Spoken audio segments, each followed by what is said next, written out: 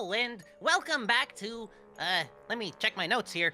Poll for Initiative, the tabletop role playing stream where the audience influences the story. I, of course, am not your dungeon master, Ben and/or Benjaminitz. And with me, I have Seth, otherwise known as Imby Banshee, who'll be playing today as our DM. Not playing. I keep saying playing today, but not playing today. As our DM!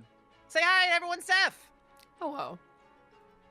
I mean, I'm playing everyone else, I guess. So Yeah, playing as every character that's not Alestain. hello. How are we doing, friends?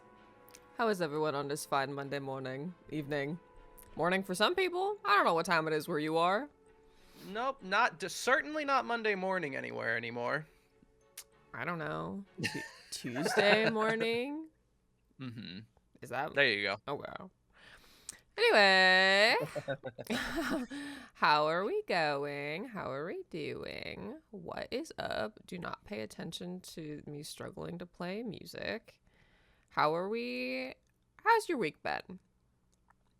My week's been pretty damn good. Ailstain didn't take any damage last time, so like I think he might actually be invincible. Oh, I shit. think is what that means.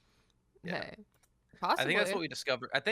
I think of all the things we learned last session, I think that's the biggest thing we learned is that Ailstain is completely invincible and impervious to all damage. Oh, is that so? Yeah. I'd love to test that out if you're really yeah, sure. I think we should. Okay. My first action of this session will be to jump off the ship. Fantastic. You're dead. How crazy would it be? How crazy would it be if like you actually had like some massive plot device that like was like he actually can't die for some reason, and that's how I discover it? That'd be pretty fucked up. Throwing myself off the ship. Actually, Opal's right. That is very least core. Yeah, I'm pretty sure that's a direct Lise quote. I'm pretty sure she literally said, "I've never died before, so I'm pretty sure I can't." Which I think you might have gotten from me, because I'm pretty sure I've said that about myself before. I don't know. I don't know where I got it from, but she definitely said it at some point in the moment. And then there was also the purple worm incident, which we don't need to talk about. Anyway, that's not this campaign though, so let's move on to actually playing the game that we're here for. And she's never coming back. Don't say that to me. Disadvantage. Okay. Anyway, welcome back. I want to play Dungeons and Dragons so bad. So let's do that. But maybe let me do the intro or the recap first this time. Maybe let's actually remember to do the recap. So, last time on Poll for Initiative Descent, for those who may have forgotten or missed last week, Alestain had finished up his conversation with the Queen of Rags. She told him a bit more about the Revelia and some interesting information about the bracelet that he found in the orphanage that he now wears on his wrist. Learned a little bit about the person who gave it to him. He then lied and told the Queen of Rags that the High Priestess Talana was attempting to contract him to investigate and possibly kill the newest High Priestess, Surya Everglow, so she maybe wouldn't rise further within the church, or kind of unknown purposes, not really specific in that situation, but that's all right. I figure at some point I'm gonna have some fucking beef with the Queen of Rags, so I figured I would get ahead of it. Okay, you're starting it, which yeah. I think is really brave of you. I don't discourage it. I just think it's a little level 1. I mean, listen. She was clearly putting Ailstain at a disadvantage, and people apparently like go missing when they cross her and shit, and like she would only meet in her territory. So listen. The way I see it, you fuck around a little bit, force this guy into a horrible position. Maybe he lies to you a little bit. Hey, and that, you know what? That's valid. He's don't let anybody tell you how to play this game. And then after that happened, you left with your life. Some would say surprisingly. Met up with Ambrose, Cause, and Bites at the Central Plaza, wherein Ambrose sort of appealed to you that he had changed his mind, found a way to do his duties in the city by creating a simulacrum of himself, so that he could go on this adventure with you and do his due diligence in finding these children, along with Cause. Alestain didn't like that at all and tackled him to the ground. Well, okay, no, it's not that he didn't like that. He specifically said, like, I need to see that you can handle yourself. Because, Right. to be fair, this guy is a buttoned-up city official. That's true. Well, buttoned up he's perhaps an unbuttoned city official. He could stand to have more buttons. That's I will true. give you that. There's just a couple missing. You don't know where they went. They're gone. Actually, that shirt doesn't have buttons. You don't know. That's kind of weird. He took boob window to the extreme. It's a full V. It's a boob glass wall. Yeah. Look, he's proud of the way that he looks, and that's really cunty of him. Anyway, All right, and I reserve the right to call him a whore for it. Sorry. So you had a little tussle, preventing him from using magic, so he felt he had no choice, kind of panicked a little bit, stabbed you in the leg, no hard feelings. He did cry about it later, but you were fine with it, apparently. So now you guys are friends and adventuring together, which is awesome, I think. Listen, that's very much like how, like, Alestain was looking to see like how he'd respond under pressure, and he fought dirty, and so Alestain was like, "That's actually good. I'm glad you stabbed me." I think it's funny because mostly I think he just panicked, but you don't know that. You were like, "Oh yeah," but like, well, because like Alestain's whole thing is like he ran a little crew of little urchin kids, so little like guys. His whole thing is like making sure people are up to task. Right. I'm not saying it was a bad thing. I'm simply recounting what happened. Wherein afterwards, you really likes being stabbed. Oh, he's got a knife kink. Got it. Everybody write that down. Fanfic writers, write that down. Write that down. No. You guys then made your way to the aerodrome, where you met up with Niobe and her wife Hope, captains of the airship, the Jewel of Rion, and her small crew of notably all women crew, no men allowed except for maybe traveling. No, we're just a part of Girl Gang now. Right, you've been adopted into the Girl Gang, as is your right, I think. And then right at the end of last episode, a fun little thing, you guys decided to take a little shortcut through the Convergence, which Ambrose described to you as being sort of the center point of all, sort of like where the center of magic and the most powerful sources of magic on the planet were ripped apart, and thus creating a never-ending hurricane / tears in reality where monsters of unimaginable size and, just kind of everything are said to dwell. And you guys said that would be really fun and decided to go there. So So to be clear, I definitely thought it was a horrible idea. I knew you definitely had something prepared in there. But that's also part of the reason I wanted to go in. I was like, well, Steph clearly prepared something for this, so like I kind of want to see what it is. But I did think of I do have reasons why Alestain would have done it, aside from just at school. So right. Do you care to elaborate, or are you keeping those to yourself? We'll probably get to it. Okay. You had a sort of harrowing adventure through there, resulting in all of you getting knocked around, causing Ambrose almost dying from shrapnel, and Ambrose and Alestain being promptly absolutely drenched in blood. And you made your swift exit with a last sort of fuck you from whatever beings inside, flipping your boat 360 no scope in the air, where you all landed relatively safely. And that is where we will pick up after our little foray into the past. As always. I have a quick question. I have a quick question before we do the past. Okay. What color is that? Is the blood that he got covered? I was like assuming like because it's like an aberration tentacle. I was assuming like I don't know like a fucking It's goopy like black it's like blood, but like maybe it's like red. I don't know. it is purple, but it's so Oh. purple and viscous that it looks black. Gotcha. Okay. And now, our little foray into the past.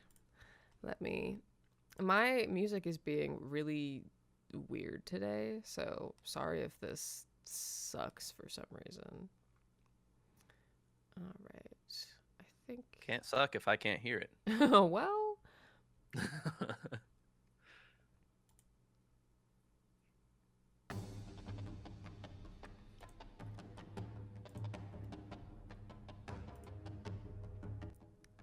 Oh, God. There we go. We find ourselves in the past. 5 years ago, 1 year into your time at Dragonhold.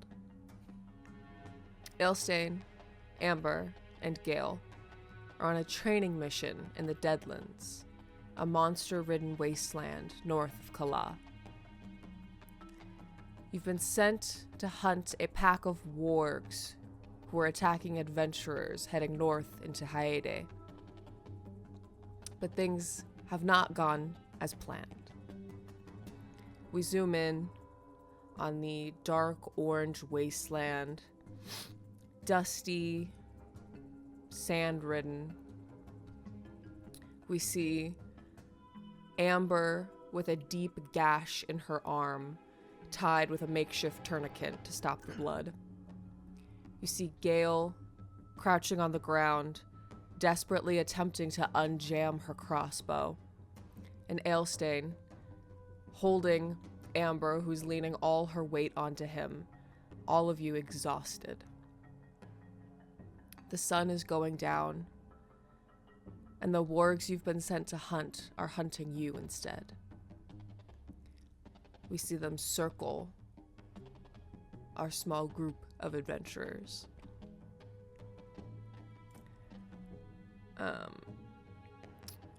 I wanted to play different music than this, but it's gonna absolutely ruin it, so it doesn't matter. We see... Shh, don't tell them that. It's all part of the illusion. We see Alestain and Amber, though wounded, shift and try and give Gale some cover to fend off the wargs. You see two of them break off and attempt to close in, their massive forms, bigger than dire wolves, rushing towards the two of you. You see Amber readies her blade, despite her injuries, steps forth first to meet them as they lunge at her. Her sword arcs through the air, slicing one deep in the neck, its blood spraying out like a mist from the wound. All of you are covered. The second one aims for her leg, but just misses and jumps out of the way, aggravating her earlier injury. She kind of almost falls to one knee, but she manages to keep herself upright. You see the same... I think in this situation, if her arm is so wounded, I think they would link arms so that they can like help each other spin around to face enemies. Okay. Since she's struggling to move. The two of you, back to back, swords out. You see the second one, or you see the warg makes to strike again, but the two of you turn, and before it can strike her, you plunge your sword up into its neck, a sharp whimper escaping its throat before it goes silent. The rest of the wargs, seeing their dead friends, now descend upon the rest of you, luckily in time Gale unjams her crossbow, fires 2 quick shots in succession. The arrows finding their mark in the nearest warg's eye socket. It goes down. You see, she tries to pick them off one by one, but she only manages to get 1 or 2 more before the rest are upon you. You and Amber, swinging your swords like a cyclone, turning, fucking arcing, low cutting. You cut down 1, 2, 3 more, slicing the fucking, what's that called? Your fucking femoral artery? I don't know. Maybe I made that up. Jugular? You don't know what monsters have. That one. Okay. You see one attempts to bite you and Amber stabs it in the side of the neck before it can make the attempt. Although before she has time to recover, another one attempts to catch her off guard and leaps for her throat. You see, we see it leap its sharp teeth inches from her face before you hear a loud crack, and it falls to the ground dead. Alestain, standing behind it, having saved her. You look up, and luckily, Gale has managed to pick off the rest of the wargs. They all lay dead in a heap around you, several arrows protruding from them. All of you are exhausted, some of you severely wounded. Amber falls to the ground, breathing heavily. And you see she looks up at you. And though she is wounded, it gives you kind of an attempt of a smile. She says, like, don't say I never did anything for you.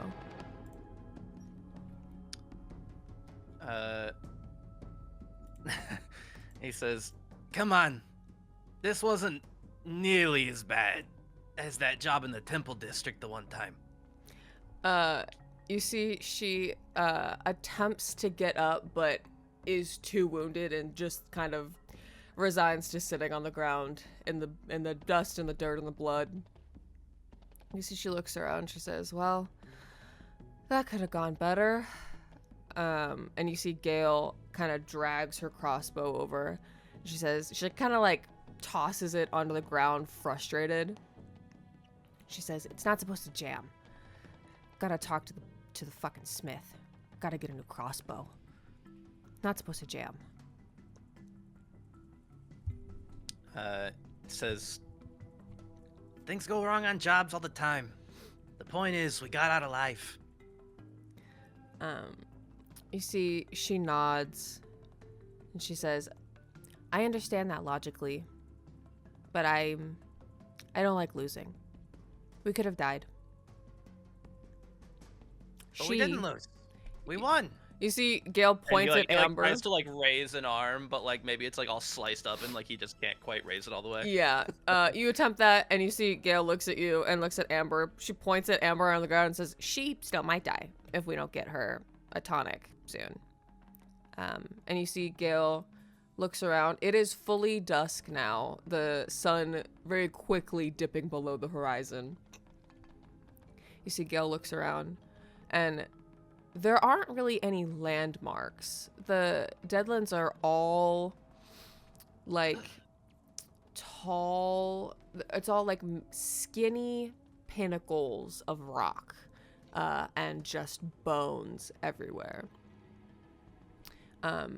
And you're too far from Mount Cinderfall to be able to see it in the distance. And yet she looks around and finds, like, she faces a direction very certainly, and she points and she says, it's that way. We should head back. How do you know? I always know which way is north. She says, that way's north. That way's south. The sun's not up. She says, I don't need the sun. I know which way is north. All right. I think he helps Amber back to her feet. I think it and, takes the two of you to help lift her up. And though Gale is shorter than you, she's helping to support her weight somehow. Although she quickly Just, like, becomes more serving as an armrest. she quickly becomes more focused on like dragging her crossbow back with her when she sees that you're like more able to support her weight. And the three of you make your way through this dark night in a monster-ridden land, wounded and exhausted, back to Dragonhold. Your mission technically successful, although it almost cost you all your lives, like many of the missions to come. Technically successful is my favorite kind of successful. We pan up, away from these young heroes, up into the dark sky, and then back down the current day. Alestain, Ambrose, Kaz, Niobe, and Hope on an airship, going Mach speed away from the convergence in the direction of Lavian. Let me take you all there. There we are. You see, you have just exited the convergence. Your ship has just righted itself. And for the moment, we come out of initiative. We do what out of initiative? Sorry. You see Ambrose completely covered in blood, just standing there, like, not moving in the way that is like, if he moves, it's gonna be wet and sticky, and he's just trying not to feel it on his body. And you see Kaz is just like... also standing like that, or just standing normal? Kaz is not covered in blood. Kaz is simply taking in the situation before him. He looks not wounded anymore. He, Hope was able to extend a healing spell to them. But they look not very happy about the whole situation that's just occurred. I think Alestain's kind of used to being covered in grime, so he's just like totally standing normal, and I think he like sticks a pinky in his ear, and he's like picking it, and he's like, ah, gross, I got in my ear. You see, Amber says, don't say that. It's probably gotten into my ears as well. You see he turns, and he says, Niobe, please tell me you have, like, a shower or something on this fucking ship. And you see Niobe is intensely focused on driving still. And she says, yeah, it's below. Like, we're almost there. Just a few more hours. We made it through. We'll get there. Give me like 8 hours and we'll be there.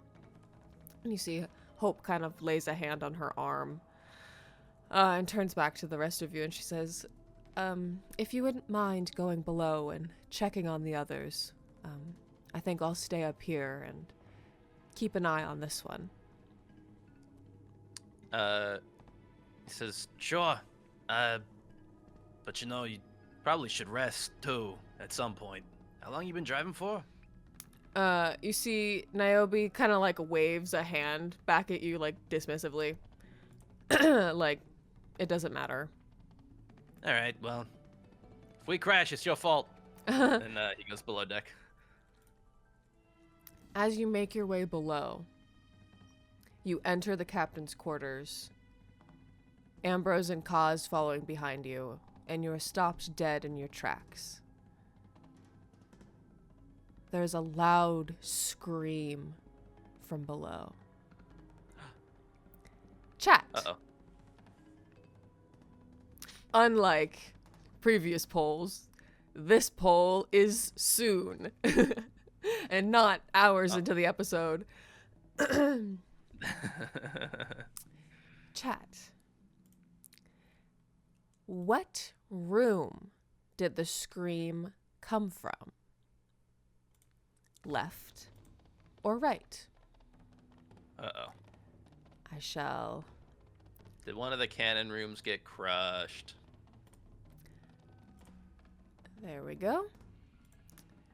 Poll is up. And we just met these characters, and they're already dead.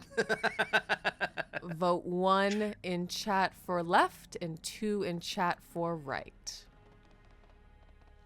All right, who's dead? Nevi or Saren? Suren. Saren. Suren. Oh. Suren. Uren. I totally misspelled that. Yeah, it can be tough. As you are sort of frozen in this moment of, like, time slows, and you're running, but your body feels heavy. It feels like a dream almost, just in these brief few seconds before you make it downstairs. And as you get to the door, you hear something interesting, something that you've never really heard before. If it'll play.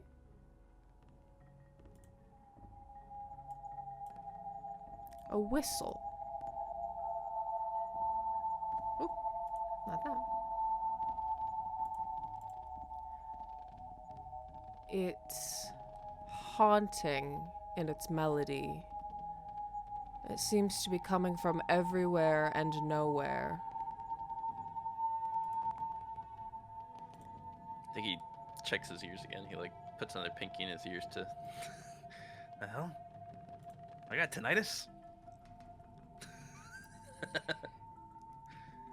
He does the mop thing. How do we feel about the poll? We've gotten, I think, 6 There's votes. a couple votes. I think that's probably where we'll get, or as much as we'll get. 1 in chat for left, 2 in chat for right. Last chance. Last chance. If you're gonna vote, now's the time. Who you killing off? You don't know. All you heard was a scream and kind of a You're right. haunting whistle melody. You're right. Just because one room was crushed doesn't mean that both girls can't be dead. You don't know any. Hey, you're assuming a lot of stuff. You don't know anything. I think that 6 is all we're gonna get. So it looks like the right room is where the scream came from. You make your way below deck. Let me pull that up. What? Out of The the screen went all white for a second. That was weird. Oh. You make your way below deck. And the scream came from the room on the right. I'll say that's the right half of this map. So technically the Technically left. the left. But the right hand of the map. You're like, I really want the person in the left-hand room to die. No. Though, so... I'm kidding. Let I'm me teasing you. get all of your tokens out. Oh my god.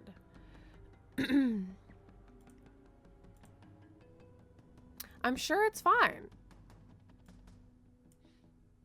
You don't know. As long as Harry's okay. Ambrose, cause. I'll accept any other outcome. But if Harry is dead, I'm breaking into your room. Oh, okay. Oh, that's not what I wanted. Please close now. Thank you. Okay. If Harry is dead, you're just gonna see me get up and walk out of frame, and then Steph's gonna be like, "Oh, I got it in stream chat," and then he's gonna cut off. Oh, goodbye. Oh. Uh-oh.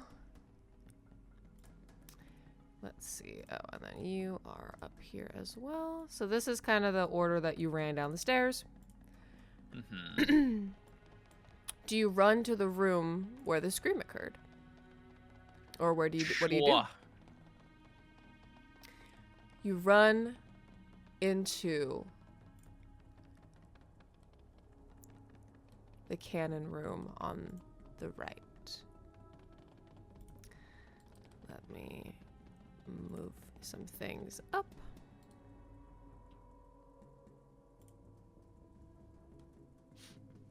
And undo some fog. Please, God, my The computer. other alternative is there might be a monster in there. You walk into the room. You see Nevi Yeah, there it is. on the floor. And Damn it. before her is a mist. But it doesn't move like mist. It's got just the concept of a form to it. You see, Nevi is, well, you're not sure if she's dead, but she is covered in blood. This mist, it's like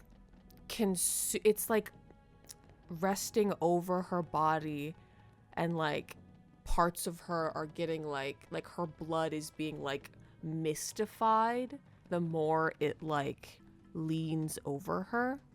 And you see, as you rush into the room, it turns to look at you. 2 red-orange eyes, bright behind the fog. Roll initiative. Again. Wait, like the eyes we saw on the ticket? No, these are more Oh. like they're just red-orange. Also, Okay. the one on the ticket was orange. Okay. Just making sure that these weren't the same eyes. Hector's like, I'm coming to you, dude. No. Let me change the Man, music a why little am I bit. rolling good on initiative? I need to be rolling good on other rolls. 19 plus 2, I'm got a 21. Okay. 21. Let's roll. I'm gonna for- leap into action and then roll a nat 1 on my attack. Uh-oh. Kaz rolled an 8. Mhm. So that's awesome for him. And Ambrose rolled a natural 20. So awesome. Ambrose will be going first. Well, what's his initiative It's- modifier? It's 1. So the two of you tied. Yeah, we tied, which I think means Alestain actually goes first, because when you tie an initiative, the one with the higher modifier goes first. Yeah, he only has a +1. Okay, so you're right. So you'll go, and then Ambrose, and then Kaz. All right. It is so far just the two of you. Or just the three of you. Nevi is on the floor. You can't see much of her body. It is just on the ground, very still. You do see a lot of blood, and this mist just sort of encompassing her as it turns to you. Without expending an action, can I tell if I've ever seen anything like this before? You have never seen anything like this before. All right. That's not a good sign. I actually need to roll its initiative as well. You've seen some monsters before, so... Interesting. It is not its turn yet. The first to act is you. What do you do? I run forward and slash that fucker. All right. You're free to move your token. Let me know whatever you're doing. So you said he has a silvered sword, right? So hopefully, Yes. if he's resistant to non-magic slashing damage, he shouldn't be resistant to mine. So, I don't know. Can I stand on? I can't stand on that spot, so I guess I'll move there. Yeah, there are this is kind of an interesting area. There are cannons and cannonballs, and like it looks like there's like hay on the ground and like various other things. You think that they use this room for like animal storage typically when there are not cannons in here. Mm-hmm. All right, I guess I'll roll to attack. Damn, I already used my fucking fancy advantage. Yeah. You weren't expecting a skill challenge and a combat, were you? That I wasn't. Does a 17 hit? Fantastic question. Wouldn't it be awesome if I knew that? Give me just a second. You don't have the stat block pulled up? Yes. Yeah. Yes, a 17 definitely hits. All right, I'm gonna use Savage Attacker, of course, because I get that every turn, Okay. and there's no reason not to. Mm-hmm.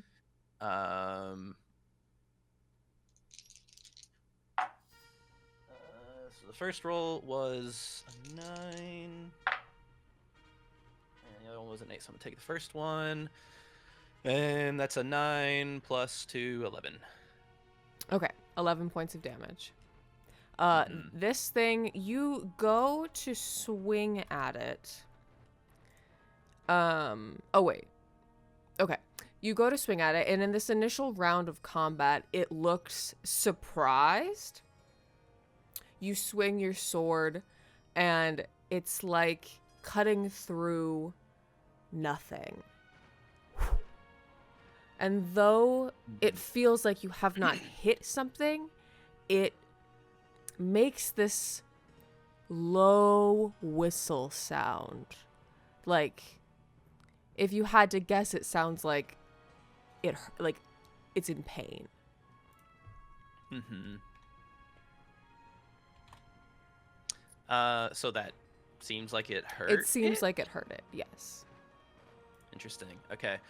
And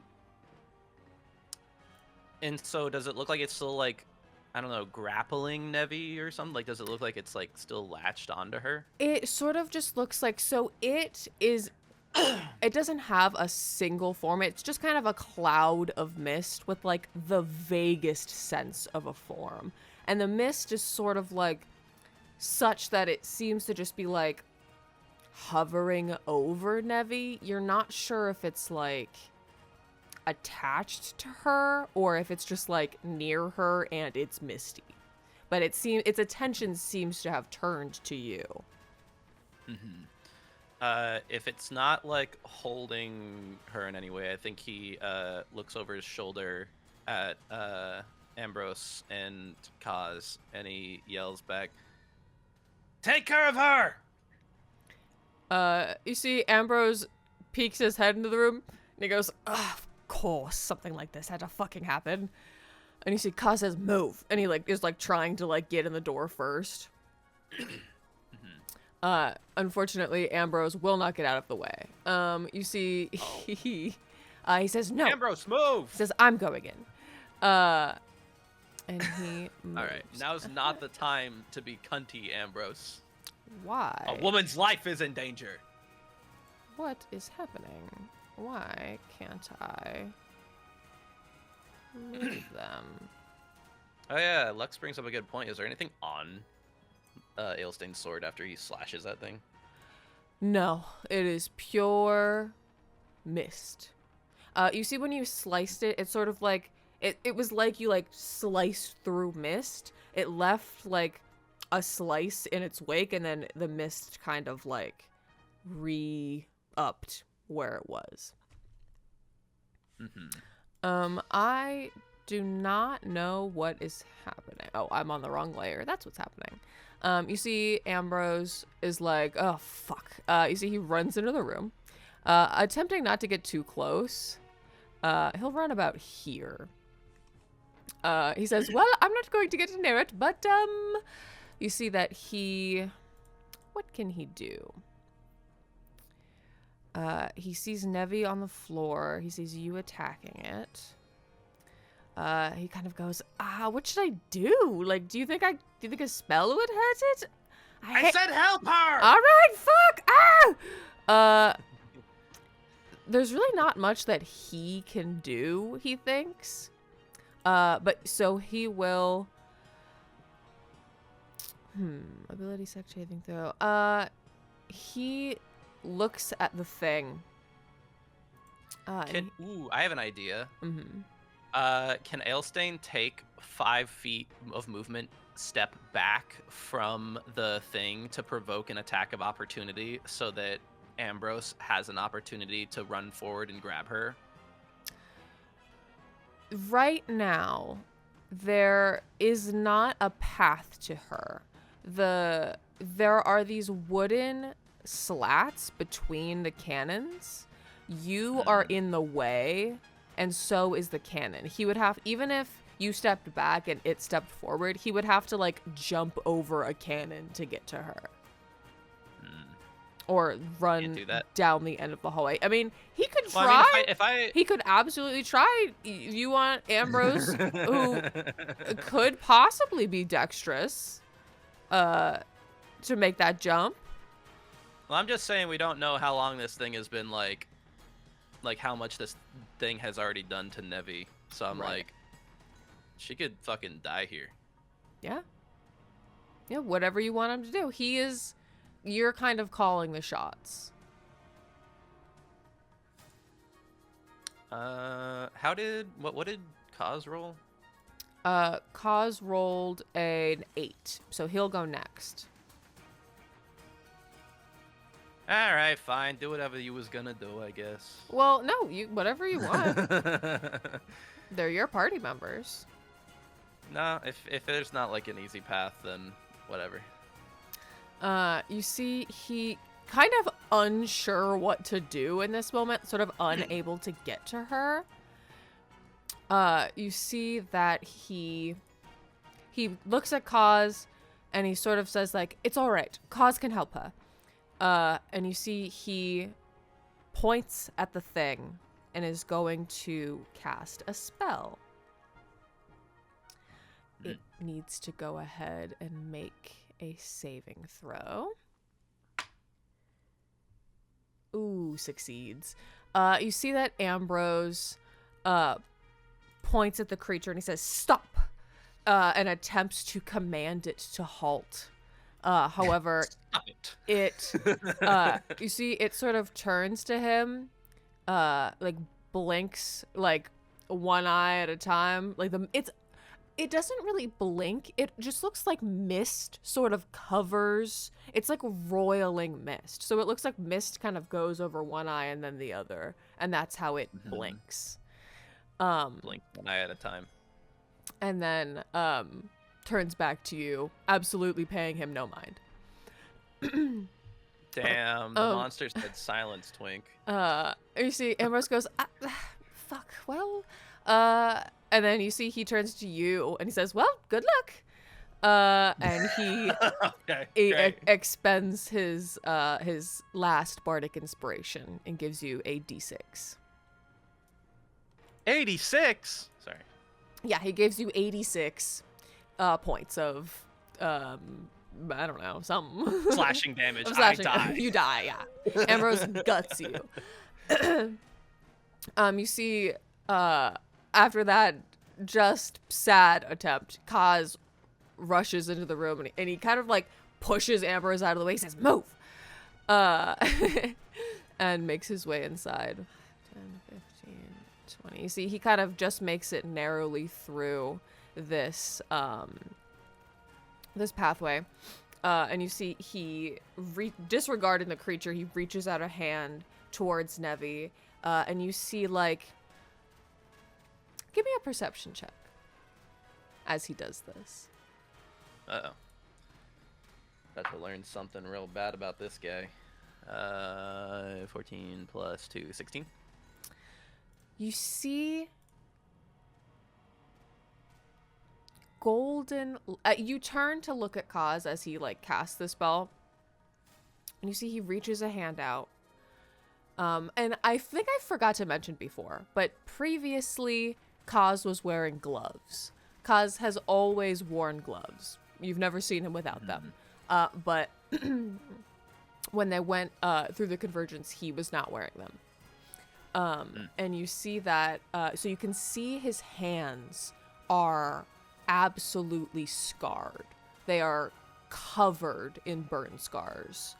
And you see as he reaches out a hand, he casts Spare the Dying on Nevi and stabilizes her, preventing her from dying if that is indeed what is happening to her. Oh my god, he's Kirigiri Danganronpa. Sorry, go ahead. You see the golden light kind of like flash from his hand as he casts it, and once the light is gone, you see like a thin layer of like flesh that has been burned off of his hand. Oh. And that is his turn. He says So he cast a spell and it ate away some of the flesh on his hand. it seems that is what happened. You see that he says, she'll be all right. Do you need help with that thing? What is that? And you see he turns back to Ambrose. Ambrose says, don't look at me. I've never seen that thing before in my life. You've never seen one of these? It's he. What should I call it? Oh, you're just gonna make something up. Yeah, it's I don't know. A goo ghost. I just want to say a fart cloud, but that's stupid. I'm gonna put this. What stupid thing should I call it? I don't know. I'm gonna put this little symbol on Nevi to indicate that she's been spared dying. A misty mister. That's actually really good. Yeah, you never seen one of these? They're called misty misters. And he goes back to fighting. Ambrose says, that is not fucking true. That's not a real thing. And you see Kaz goes, I don't know. That sounds as stupid as any other fucking... Okay, and you see as you're having this discussion, this thing rushes you. Okay. You see, it sort of like gets bigger, the mist. It doesn't seem to get like wide. The mist sort of coalesces and it stretches tall and skinny until it looms over you. And you see the mist parts and this giant maw opens and it lets out a scream that is almost deafening. I need, let's see, you and Kaz to make a wisdom saving throw. Uh-oh. I don't like that.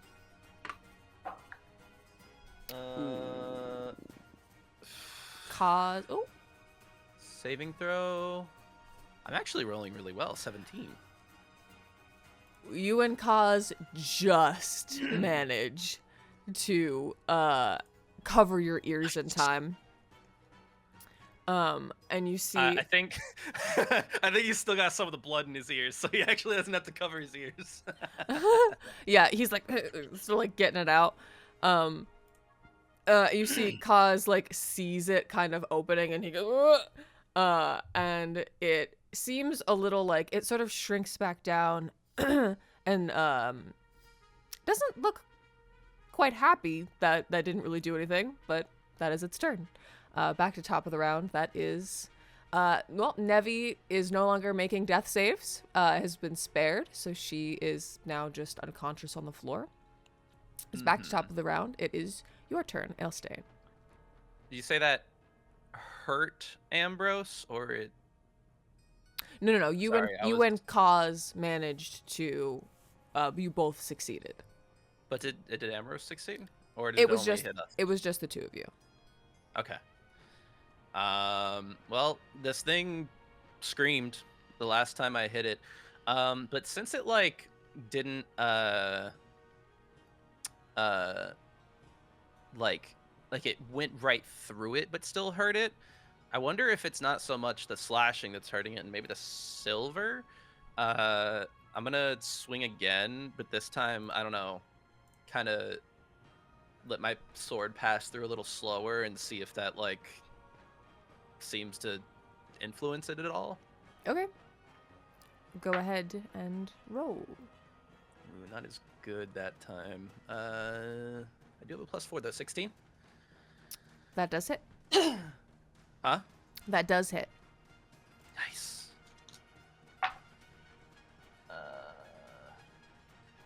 Okay, I'm re-rolling that for sure. 9. 9 points of damage. Mm-hmm. Oh wait, actually no, 11. Sorry. Oh shit! It does not like. I'm fully used to just running my macros. Yeah. You see it shrieks again, and it the mist actually, you slice at it this time, and the mist separates, and the top half of it dissolves, and the lower half coalesces and tries to make itself bigger again. But it is not nearly as foreboding as it once was. You believe in its own way this is how it shows that it is bloodied. Okay. So it's past half health. Did kind of slashing a little slower this time seem to have like any like influence? Did it like writhe a little bit or something? It didn't seem to affect it more than normal. The silver you don't think is doing anything extra. Okay. It is now Ambrose's turn. You see he kind of like completely unsure what to do at this point. You see he says, well, and he reaches a hand. Oh, no, that's touch. He can't do that. Okay, no, that one's not. He reaches a hand out and attempts to cast a spell. Oh, Ambrose. Is he rolling like shit? You see that he sort of like extends his arm, and a flurry of like starlight extends from his fingertips and fully hits the wall behind the thing. And he goes, fuck. You see Kaz turns around and goes, are you okay? And Ambrose goes, it's the blood. There's blood in my eyes. Next up is Kaz. He goes, all right, I'll kill it. You see he takes a deep breath, extends his hand again. And this thing has taken damage, so let us see if we can do it this time. You hear... They're both just way too scared of this thing to hit it. I mean, Kaz doesn't look afraid. He just looks more like alarmed. Meanwhile, Ambrose is basically like cowering in the background. You see Kaz extends his hand, and once again you hear those loud bells toll. But they're not quite as loud as they once were. They sound like very distant, almost like muffled. And it... Ones that told when he like lost some of his flesh. No, in the previous episode, he did this spell where bells tolled, and one of the tentacle monsters took a lot of damage. That's right. But he attempts to do it again, and this thing just sort of like shakes, like the mist sort of like rolls a little bit, but to no effect. And he goes, God damn, does this thing not fucking... Your sword's the only thing that's hurting it. You see it... Yeah, this sword is specifically built for killing Misty Misters. I told you, it's a Misty Mister. Awesome. You see, he says, well, fuck. And you see that it turns from you and looks a distance at Ambrose. And you see it sort of like tilts its head, and the mist sort of coalesces and lifts into the air, and it all sort of and reappears between you and Kaz, not quite able to make it to Ambrose. And it... Cheater! I hate this guy. He just didn't want to get an attack of opportunity. Well, actually, I guess he didn't leave my range at any point. Let me see. Misty actually. stepping around. All right, that does not come back. You see that it, unable to get to Ambrose, looks down at Kaz. It's now that it's less mist, it is making itself very skinny and tall again. It just about reaches Kaz's height, and Kaz is like sort of readying himself for an attack. And this thing opens its maw How tall again. is Kaz is about 6'2", 6'3". My God, big boy. Yeah, he's tall. And you see that this time the jaw opens, but instead of hearing that scream again, it just reaches forward and attempts to bite Kaz Does it make that noise? Yeah. Oh, first one's a miss. Second one is a natural 20. Oh. Uh-oh. You see Well, he eats cause. it takes, you see the mist. It's interesting watching mist. It's like the mist, it bites down and you watch the mist like seep into the cracks where his armor separates and cause like as it bites down on him.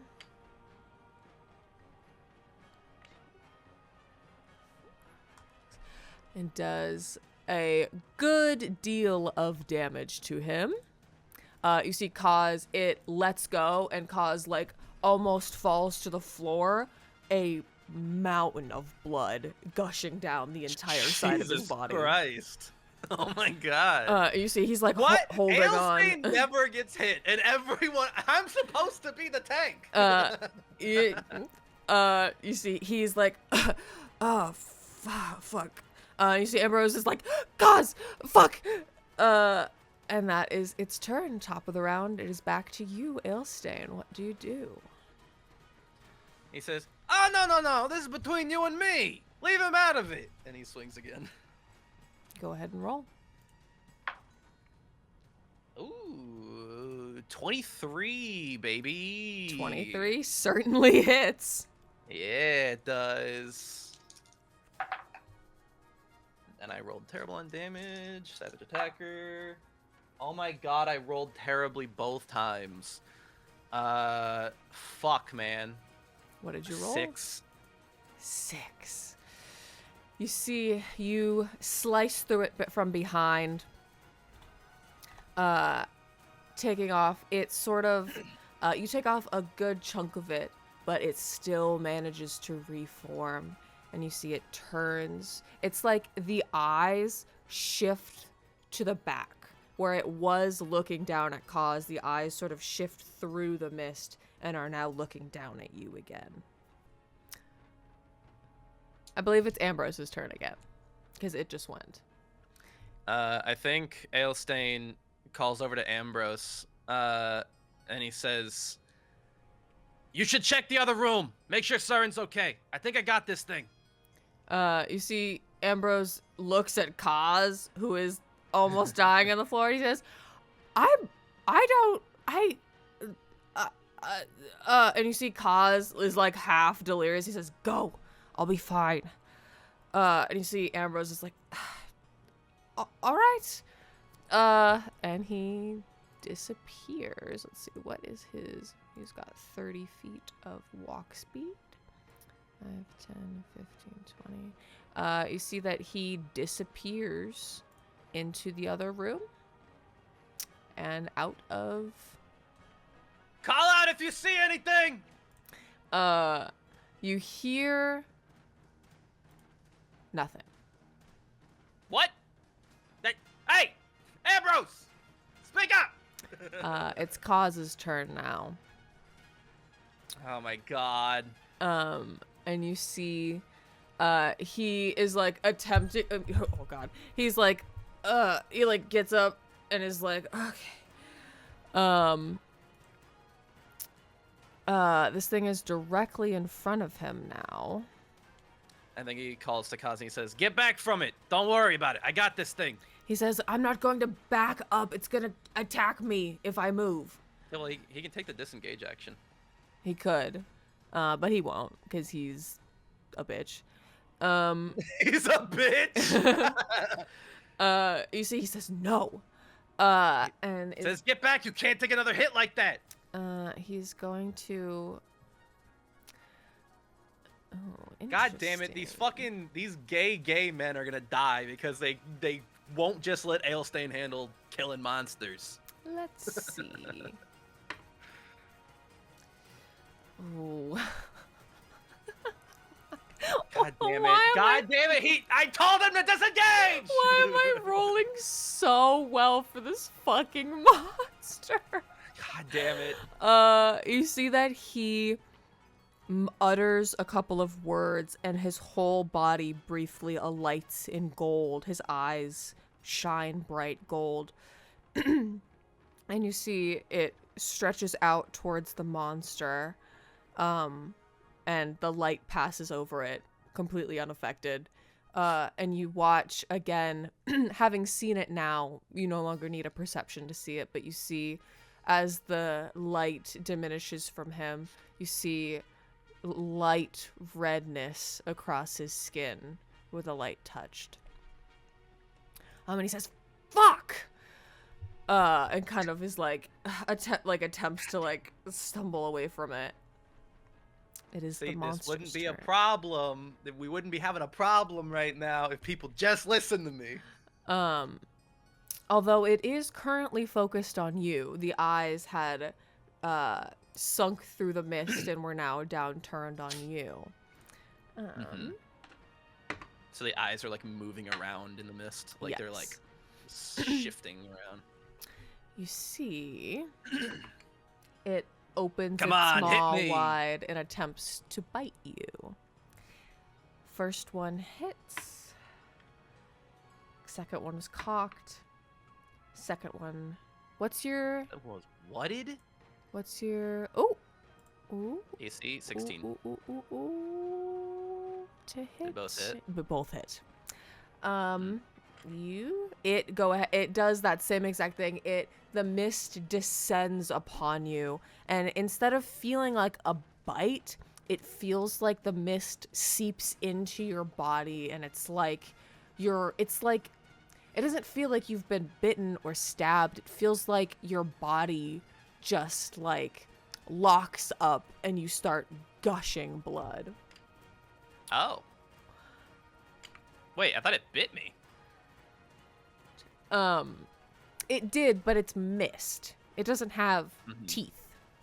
You take 8 points of damage. Oh, that's nothing. Am I bloodied? Yes. Is that a big deal? No.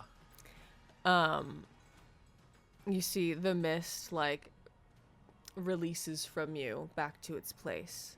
At top of the round, it is your turn once again. God damn it. Is fucking pushing a bonus action in your in your game? Push it? I mean, you can attempt to grapple it. Or shoving, I guess. Cause like I kind of just want to like fucking shove Kaz away from this fucking thing. I mean, you'd have to move towards him to do so. Yeah. But like, could I do that and still attack the thing? No, not a bonus action. Damn. That would be your action. Damn. All right. Fine. I'll attack it. Not gonna be happy about it though. Fuck. That was cocked. 16? I think you said 16 hit. 16 does hit. Okay. Phew.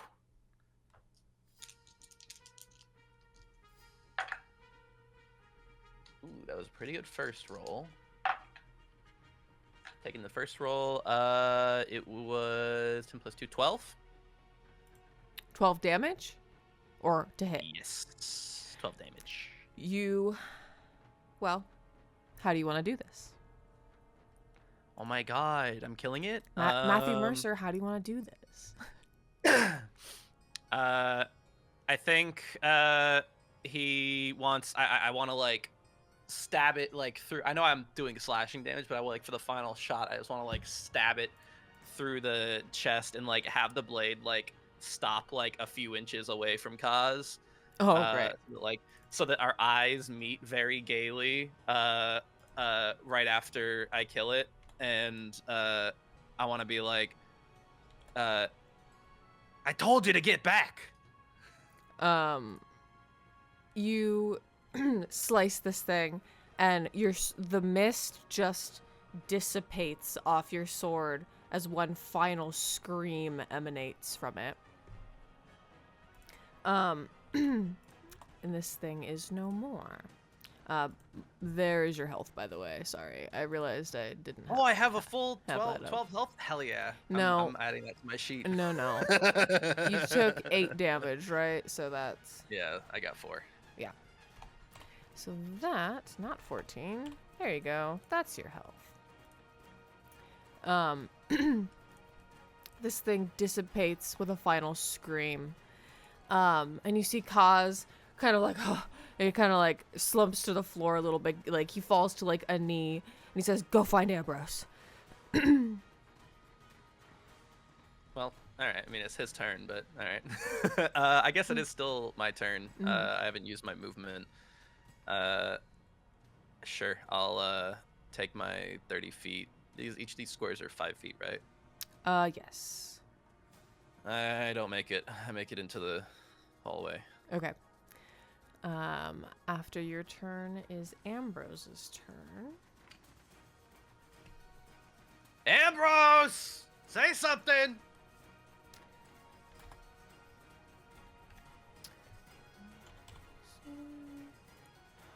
All right. Would it help if I said you could call me Rummy? You still do not hear anything. And actually, the door has been left open, and peering inside is just a wall of blackness. You do not see anything within. What? Okay. It wasn't like that when we went into that room, was it? No. Okay. Well, Ambrose is in the void. You see a couple seconds pass and still you do not hear anything. You see Kaz notices you still by Did the a door. couple seconds pass? Well, Ambrose's turn, which is 6 seconds. Oh, okay. And you see Kaz. Oh wait, it was your turn. Oh, so it was Kaz's turn next. Or no, Ambrose and then Kaz. Kaz, 1, 2, 1, 2, 3, 4. Kaz has, I think, 30 feet of movement. No, Kaz has 35 feet of movement. So that's Damn, he's fast, too. 10, 50, 20, 25, 30. Kaz manages to make it to the door. And he says, "Wait. This is magic." And he... Well, no shit. he says, Damn. How do you work that one out? you see, he says, like, I don't know. I can't, he can't go in anymore, but he's like, "Ambrose," and he's like scared to like go in. Not scared, but he's like, he knows it's magic and is like, I shouldn't go in there, but Ambrose is in there, and you see him like having an internal battle with himself. Your boyfriend's in there. Come on. Let's see. Actually. All right. Top of the round, that is your turn again. Alestain, before he goes in, I don't know.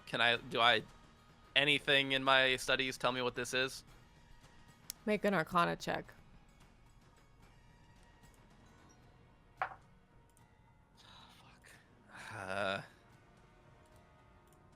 Hang on. Fuck, it's a +0. 11. You think it might be a darkness spell.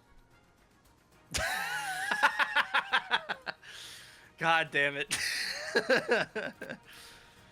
All right. Dude, he just fucking goes in. Like, can I reach out and like touch it before I go in? Like, reach my hand out and see if it like burns me or something? Yeah. You reach your hand out, and it passes through. Nothing. All right, I go in. Okay. It is absolute darkness. So you, I believe, let me actually pull it up really quick. Listen, Arcana is not Alestain's strong suit. Okay? That and history and nature. He's weak in all of them. You see that, yeah, it is pitch darkness. So anything in here, I believe anything you do in here is made with disadvantage. That relies on sight. He immediately calls out Ambrose's name again. You enter the room.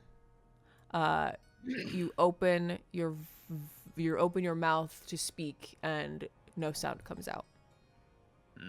So it's darkness and silence. Well. That was like 10 feet of movement. Yeah. I guess. Well, yeah, I just moved you in, but like. Can I like douse around with my like hands and see if I can feel anything? Give me a. I don't even know what that would be. Like, I don't know. Honestly, I'm trying to think like what that would be. Sleight of hand. Just to feel around. Yeah, I guess. Okay. I mean, you could also just make it just like a flat dex check. If Yeah, whichever you want to do, honestly. Bro, I'm rolling pretty fucking good. 21. Yeah, you manage to stumble forward a little bit. You feel a cannon to the side of you, and you bump into someone who then grabs onto you, and it like feels your face, and you know that it's Ambrose. Because okay. no one... I can feel his slutty Yeah, boobs you on feel my like hands. all the rings on his fingers as he's like tapping your face. And you see he's like trying to pull you in a direction. Sure. I let him pull me in that direction. It is his turn. You see that he pulls you down more. Whoa, Ambrose, buddy! Down into the room. Listen, you're a very pretty man, Ambrose, but I don't know you like that. You see he pulls you down into like further into the room. And then sort of like lowers the both of you, and like he sort of feels around for a second, and then you feel he puts your hand on the floor, and you feel someone else lying on the ground. Uh-oh. Can I like feel around for like their neck and check if they have a pulse? Yeah, give me. I mean, yeah. I guess another dex. I can probably find their neck with that sleight of hand, right? Yeah, we'll just use that for the same. I'm not. This is tedious. You find a very weak pulse, and a lot of something wet and warm and sticky. Oh no. Well, we gotta get her out of here.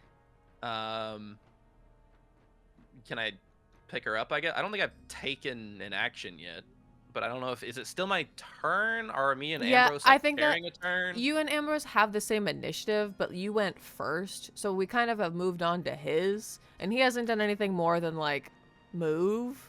And I guess we can do like Baldur's Gate rules. Like if you have the same you initiative can kind of order, exchange. you can kind of share. Yeah. So neither of you have technically taken an action. I want to get her out of here. I want to pick her up, move her. Okay, picking her up will be an action. I mean, yeah. Okay. And then move out. You give me a strength check. Okay. Can Ambrose like help me, like help prop up her weight? Yeah, he'll give you advantage. Okay. Just a flat strength? Yeah, you're not proficient with strength at all. Good thing I have advantage. 18. Okay.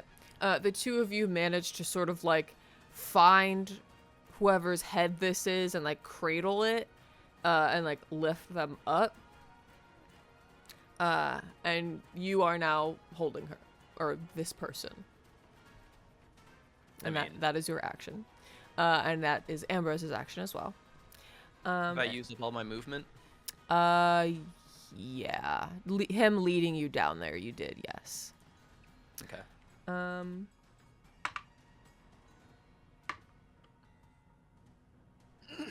Nope. All right. It is Kaz's turn now. And you see he's like debating. No, no, actually, yeah. Our audience sees that he's like standing outside the door, like absolutely bloody and just like kind of leaning against the wall. He thinks that like you and Ambrose have got whatever this is, and he's kind of like waiting out here, like preparing for if something else comes from there. And that is his action. It is back to your turn. We skedaddle. Okay. Go back the way we came. Okay, give me a, I don't know, like it's pitch black. So you don't really have an orientation of, I guess, give me another sleight of hand to see if, you know what, I'll have Ambrose do it since you're carrying someone. Is there like a rule that you can't find your way in darkness? Well, I'm not sure. It's just that it's like pitch black. And so I'm like, you know? Yeah, I don't know if that's like a... I don't know if it's a rule. If you say it is, then it is. Yeah, I guess just for the sake of remember. ease, we'll say that you managed to find your way back out. Okay. I mean, if you say he has to roll, I'll roll. No, but it's I fine. can't Honestly, it's getting more tedious this way. So Okay. you all managed to... I just figured it'd be fucking annoying if we were just like bumping into walls for the next 20 minutes, just trying to get out of the room. Yeah, you see that Kaz backs up as you depart, and you see that you have Surin in your arms. She is bloody and unconscious and hardly breathing. And you see as you pass, Kaz reaches a hand out to her and casts Spare the Dying. And you see that her wounds stop gushing blood, and she is no longer actively dying. Okay. But she is unconscious, as well as Nevi. Okay.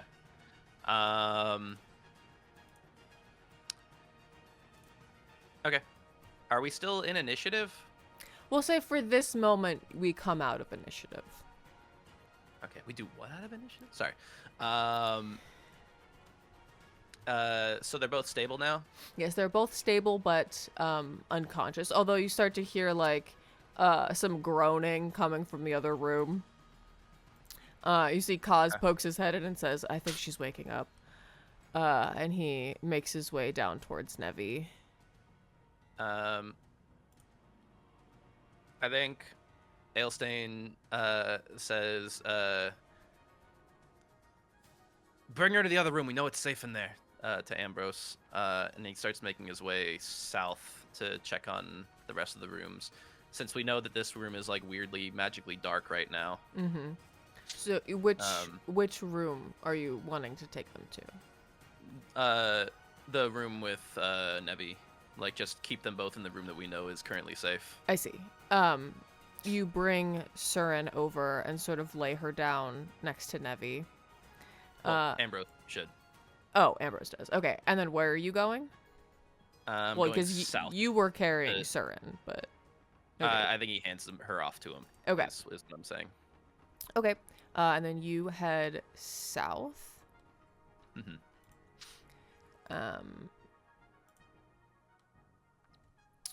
You head south into this room. Please stop. My computer's just being really slow, and it's just like not letting me. Oh, interesting. Do stuff. Please let me do this. Thank you. Okay. Come on. There we go.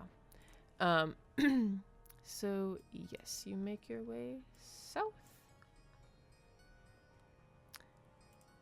If you can move your token into that room, that'd be great. Moving it okay. around is so I can't. My computer is so annoying right now. That's fine. I can try to look at it too during the break to see if I could identify why it's going so slow. No, it's just there's can I a just, lot like, going on. I don't know, quickly run around the room and like peek into each room and see if there's anything going on in each of the rooms. Yes. You which room do you peek into first?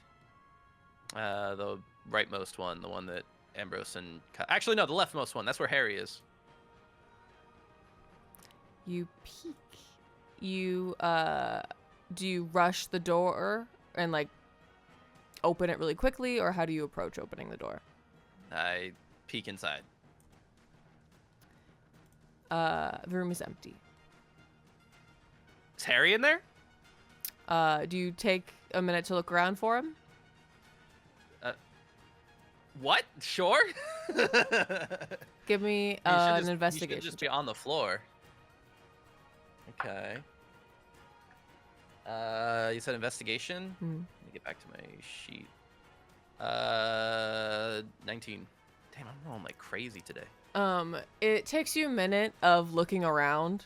You see that this room, a lot of the stuff has been tossed. You think that the 360 no scope that the ship did really tossed all the shit around in here. And Harry's dead now. And you find one of the hammocks has kind of been like twisted up, and you Oh, he's inside. you find him like in there with his cheese wheel, just kind of chilling. He looks a little dizzy, but he's all right. He's in there. He Okay. sees you and jumps at you, and is like attempting to crawl into your scarf. He says, "No, not now, Harry," and puts him back on the ground and like closes the door, like you close the door when a cat is trying to get out of a room they're not supposed to get out of. He is like scratching and squeaking and trying to get back to you, but you Not now. I'll be right back. close the door in his fat little face. Where do you check next? South. You know, check on. Actually, I'll check. Yeah, south. Check on Obi. You attempt to open the door and it does not open. God damn it! The boxes are blocking it. Can I like, I don't know, slam my body into it?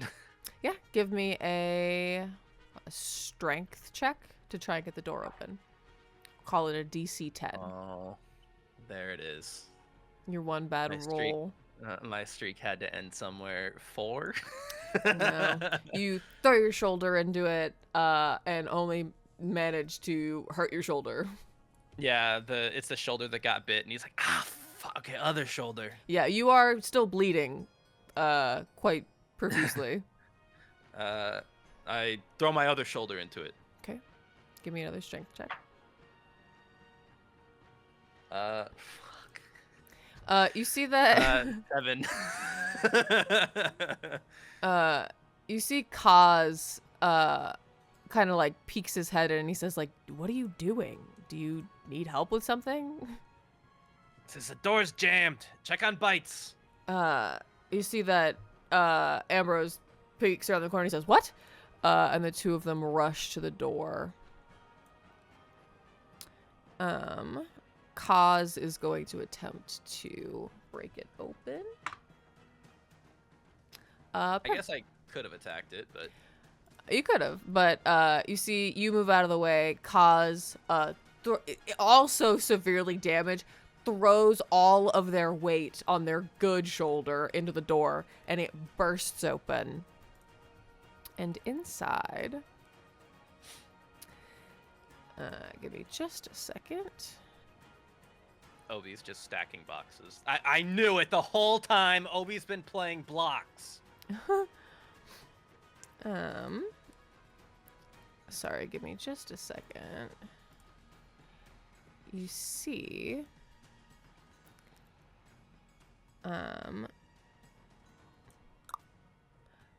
you see Kaz busts the door open. You see this room is completely covered in thick green vines. You see Bergamot, Bites, and Obi are all like securely like wrapped up like from the legs and the waist up, like keeping them rooted to the floor. You see Bites is like by the door. It looked like he was trying to maybe like make an exit. You see Bergamot stands in front of Obi, and in front of Bergamot is another of these creatures. God damn it. You see that Fucker. Kaz throws the door open. Bites leaps out of the way onto some nearby crates. And is now face to face with this creature. And once again, we shall roll initiative. I guess it's just like, I could have used the same initiative as before, but like... Oh, the heavy sigh is not at being an initiative. The heavy sigh is at the fucking most wounded man in history being the first one in. 9. I didn't roll very well. Okay. The fucking 7, chat. My streak is over, dude. We're cooked. I'm gonna die.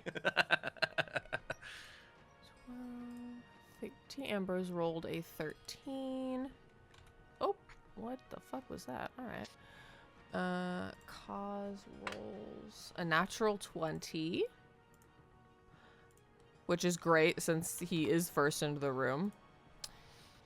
Mm-hmm. It rolled. Okay. You see that this doesn't seem to be as big as the one that you had fought out there, which you take to mean it seems like it's a little bit wounded. You see Kaz breaks the door down, and you see Bergamot says, like, look out! Which I also have to roll initiative for her. Okay. She goes just after Ambrose. Okay. So first to act is Kaz. You see that he quickly takes stock of the situation. Kind of looks back at you, looks at the creature, and he goes like, ah, fuck. And you see he kind of like backs out of the room really swiftly. It takes the disengage action Okay. to get out of the way. Good. And he says, Bites, get down. And you see Bites is like, and you see Bites is like, you see like, this thing looks wounded, and Bites looks like he is like feral. And you see Bergamot says like, stop biting it. Oh no, the one type of monster that he can't bite. He's met his match. Next in the initiative is it. You see that it was previously focused on Bergamot, sort of turns its attention to the door opening, but nothing has really happened other than someone running in and running out. And so its attention remains on Bergamot. Hits.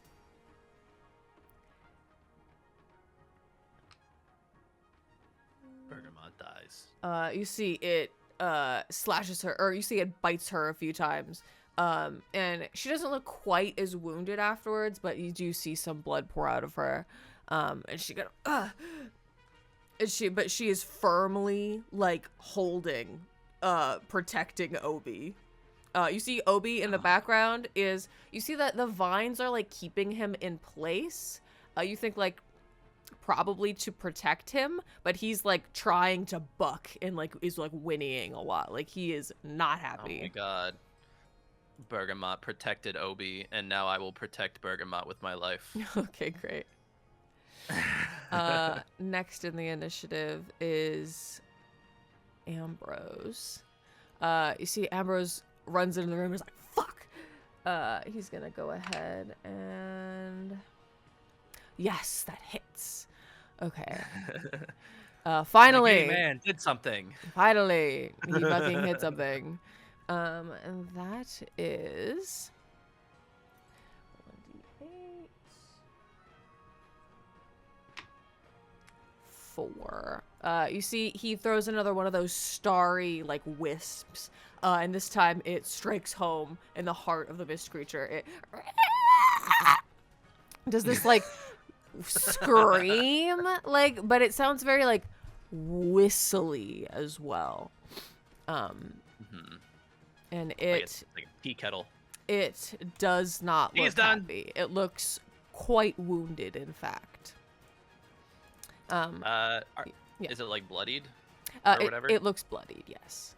Also, do you do the bloodied versus critical or just bloodied?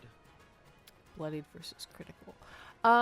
Bloodied is below 50 and then critical is below 10. It is bloodied. But do you want to Yes, do that? I or will. no? Yeah. That's up to you. If it's below 10, I'll say it's critically injured. But for now, it is 'Cause, bloodied. I'm only bringing that up because when we had the previous campaign, you had that fight with Harvey the Harvest Pumpkin, and like that whole time he was on like 2 HP or something, and like I'm like I really wish I would have done critical because Yeah. there were like 3 turns where you didn't attack him, and I was like, oh my god, this fight could have been over. I don't want to think about that fucking pumpkin. It's your turn. Roll. Don't let that influence how you punish me now. Okay, great. Well, I don't know about that. 19. Okay. That hits. And all right, I'm gonna do Savage Attacker. Okay. 7 for the first one. I'm gonna stick with that. 9. You slice this thing. It disappears into just the smallest amount of mist, but it is still alive. Okay. So Is that the critical? it is. Look, You think it is currently critically injured? Yes. Okay. Um. You don't have to do it if you don't want to. No, I will. You see, it is Kaz's turn again. And you see he like can't get back into the room, but reaches out a hand, and once again attempts to. Oh yes.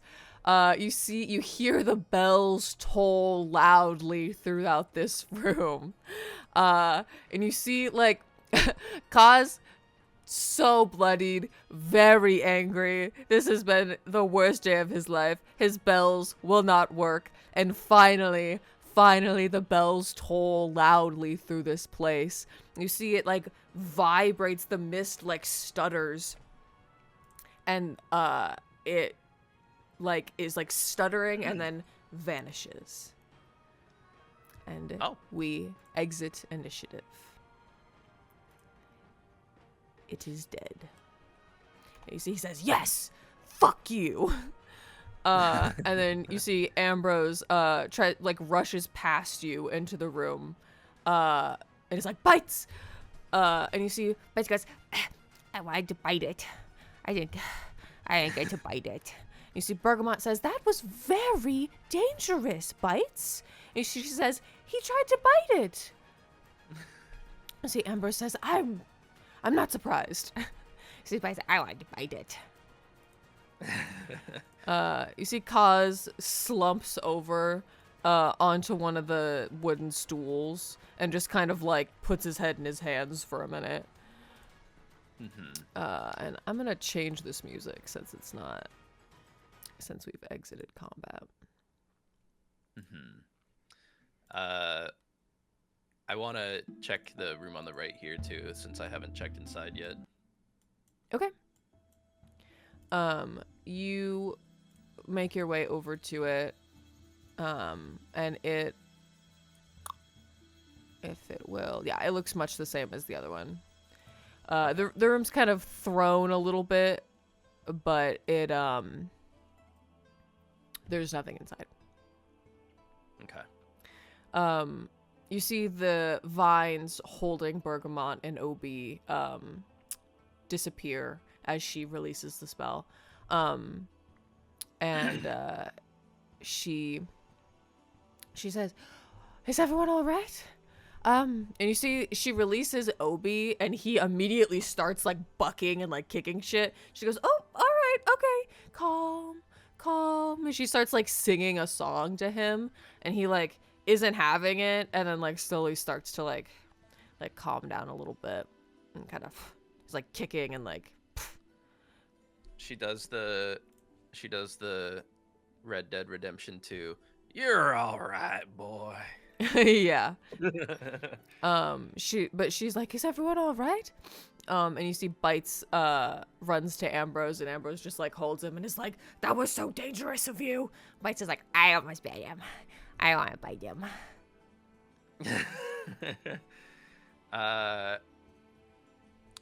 I would love to sit here and shit talk with them for a little bit. But I think he wants to quickly peek into the room where the two people are at to make sure that they're still okay, and then go look at this magical darkness again. Okay. Yeah, you head north. You peek back into the room. Both Surin and Nevi are unconscious on the floor, but no longer their wounds don't seem to be bleeding anymore. Okay. I just wanted to make sure that, like, nothing fucking came in here while we were gone and we're just like eating them or something. No. And you peek back into the room with the darkness, and it is still dark in there.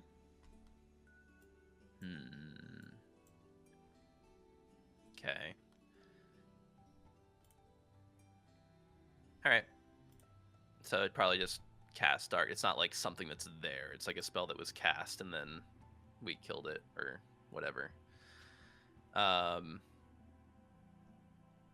I don't know. The other one was attacking Nevi. That's what I'm not sure about. Like, I feel like there's a third one here somewhere. Unless the one that was attacking Nevi was the one that cast the darkness. Give me an Arcana check. Oh, okay. Try that again, but unfortunately, I hate to inform you, Alestain's pretty stupid when it comes to Arcana. 9? Yeah, you don't know enough about how the darkness or silence spell work. You see that Ambrose leaves Bites with Kaz, and the two of them sort of are like sitting at the table, sort of like trying to recover. Basically, you see Bites is like sees that he's like hurt and is like running. He like gets like a rag and like brings it to him, and he's like, "I help," and he's like trying to like help Kaz like I don't know, stop like the bleeding. And you see Kaz is just going, I'm fine, it's okay, I'm okay." You see Ambrose walks forward, and he goes, "Yep, that room is quite interesting." And you see he like looks back into the room they were just in. He says, "Well, darkness is something that you have to concentrate on. So if it was one of the monsters, then it should have gone away." That's what I was thinking. You see he says, maybe hold here. I'll go get Hope, and maybe, I don't know, but Hope can heal, so perhaps she can aid to Surin and to Nevi. And you see he disappears, and a few minutes later returns with Hope. And Hope says, "What happened? We heard screaming." Misty Misters. What? You never heard of Misty Misters? Oh my god, you guys gotta read up on your monsters. He's just gonna own this lie. You see, Hope says, "I have no idea what you're talking about. What is that? Some monster attacked all of you?" You see she peeks into the room with Surin and Ever, and she goes, and she like runs in. And she extends her hands to both of them. And some glowing golden light spreads across them. and both of them wake up. You see Surin sits up really fast, like with a knife in her hand. She goes, "Where is it go?" And you see Nevi kind of like, "What happened? Oh, my head. Oh, what's going on? What happened?" See, Hope says, "Calm. It's all right. What happened down here? Are you all right?" And you see Surin says, "No, we're not all right. This fucking mist creatures came out of nowhere, fucking ambushed us." Misty mist. Not to split hairs, but Surin says, "What?" You see Nevi says, "Yeah, I shot the cannon, and then we exited, and it was really scary because it was like when we exited the wall from the convergence, the mist like got in, it like came in through the windows, and those creatures appeared, and they both made this really creepy whistling like song, and then that was kind of the last thing that I remember." And you see Surin says, "Yeah, I turned around in time to see it fucking almost take my arm off, and that's kind of the last thing I remember as well. It got dark, and then I just felt pain. The fuck? I hate that place. Let's never go back there, please." You see Hope. So there was one in this room, and he indicates the room with darkness. She says, "Well, something bit me. I did see the mist creature, and then it got dark, and then I felt pain." And you see Nevi says, "Yeah, it was really scary. Is it still? Are they dead now? Did you get them? You killed them?" You see she's kind of like looking around for a body. He looks back at Ambrose and he says, "I don't know. Sounds like we probably still got company." You see Ambrose kind of peers into the room, and he says, "Hope, what kind of cargo are you carrying?" Oh, whoops. That's not... Sorry, I'm playing a new playlist, and I haven't had a chance Darkness cargo. I haven't had a chance to turn down all of the music. You see, she says, "Well, we're just some food stores, and a couple. We had a stash of weapons, and you see, she stops and kind of considers, and she goes, "Oh, a moment." And you see A box of magical darkness, perhaps? you see she walks into the room of darkness, and you see her, you hear kind of like stumbling around, and then after a few minutes, the darkness dissipates. The lights. Wait, I could hear that? Hear what? Oh, no. Actually, you're right. You couldn't. Yeah. Okay. The light dissipates, and then you hear from the room Hope. She says, "That was probably our bad." Would you turn the lights and also sound off? You see she exits. She says, "Well, we have a sort of defense mechanism for the ship." And you see she holds up a crystal or some pieces of a crystal. And she says, it was Niobe's idea. It is it was a sort of defense matrix. It's lodged in the wall here. And she indicates like a little alcove, where once a crystal looked like it could fit. Mm-hmm. And she says, and it can cast, it has a few different spells stored inside, depending on the sort of situation, but it appears to have gotten dislodged when the ship crashed around, and when it broke, I guess it seems to have cast all of the spells at once. So, oops, that's our bad. You see Surin says, "Yeah, you're bad." She says, "You're alive." And she says, "Well, maybe let's do a quick sweep of the ship just to make sure it's safe, and then everybody gets some rest." Niobe's certain we will be in Lavian in the next, about 7 or 8 hours. So, should be enough time for you all to get some rest. I think Alestain finally like lets out a breath he didn't know he was holding, you know. Mm-hmm.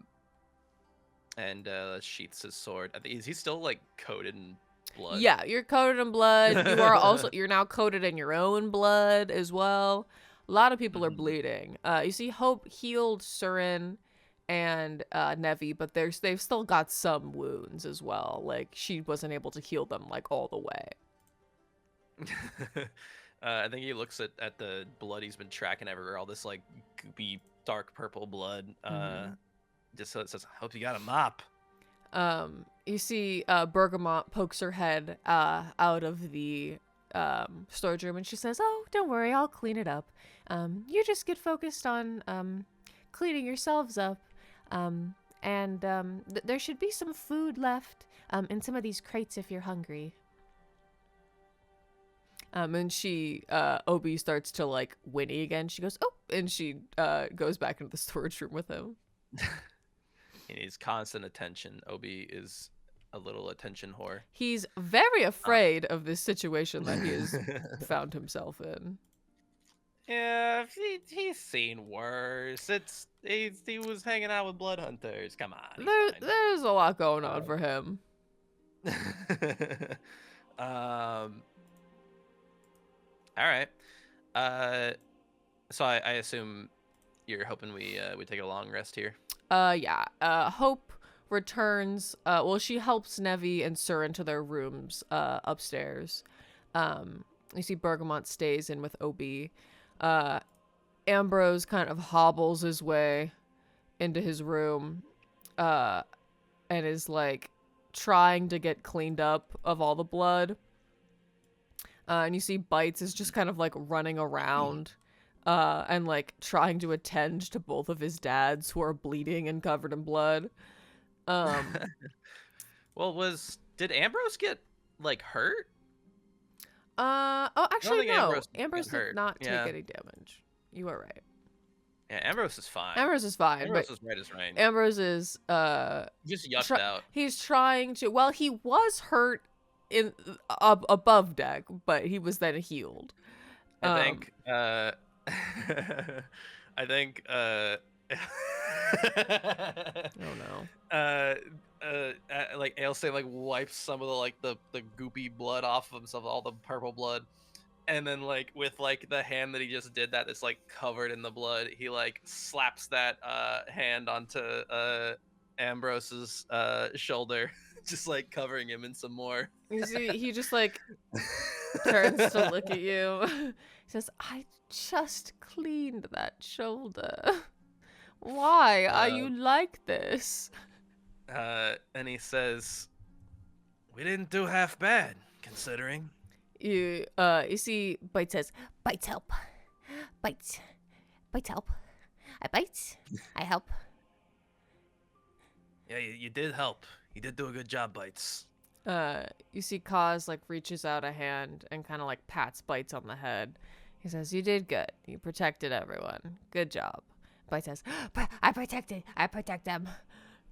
And Amber says, "Why don't you help? Why don't you? I don't know.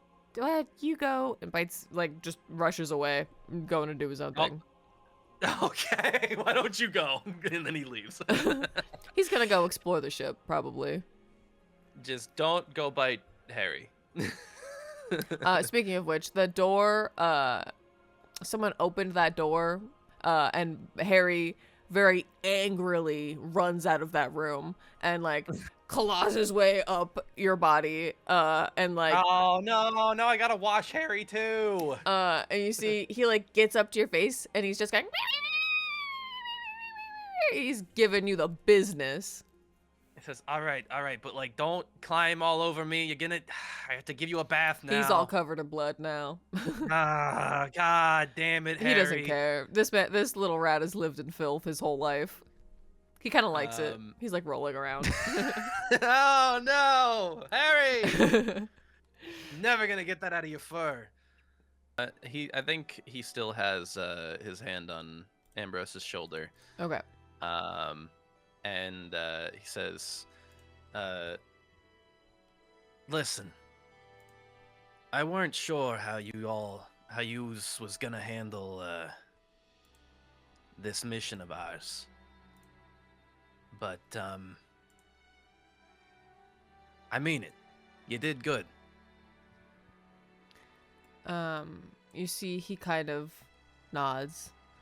And he says, I understand that at times I can come across as perhaps a little incompetent, but I can do well, and I shall. he said, "Yeah, I think I had yous figured all wrong, Ambrose. See, I thought you was this buttoned up city official, ain't never seen no action, and quite frankly is afraid of action. And I still think all that's true, don't get me wrong, but I think there's more to yous." And he says, "You too, Kaz. You did good." You see, Amber says, well, first of all, I've never been buttoned up a day in my life, so jot that down. You see that makes Kaz, like, laugh a little bit, but, like, you see him, like... Alestain looks directly down at his boobs and then looks back up at him. You see Kaz, like, laughs a little bit, but is, like, holding on to his ribs and, like, regretting that he laughed. And you see Amber says, what? I find clothes stifling sometimes, all right? There's nothing wrong with my chest. It's... God, grow up. Cover him up, slut. No. You see, Kaz says, yeah, I appreciate it. And he is kind of like, maybe you're not as bad as I thought you were either. And he says, not to be the wet blanket on this victory lap of ours, but I just hope you both know this is probably about on par or not quite as bad as what we're going into. You see, Kaz is like, I'm all for it. I knew what I was signing up for.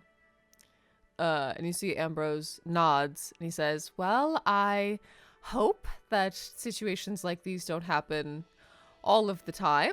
I will be prepared for them in the future.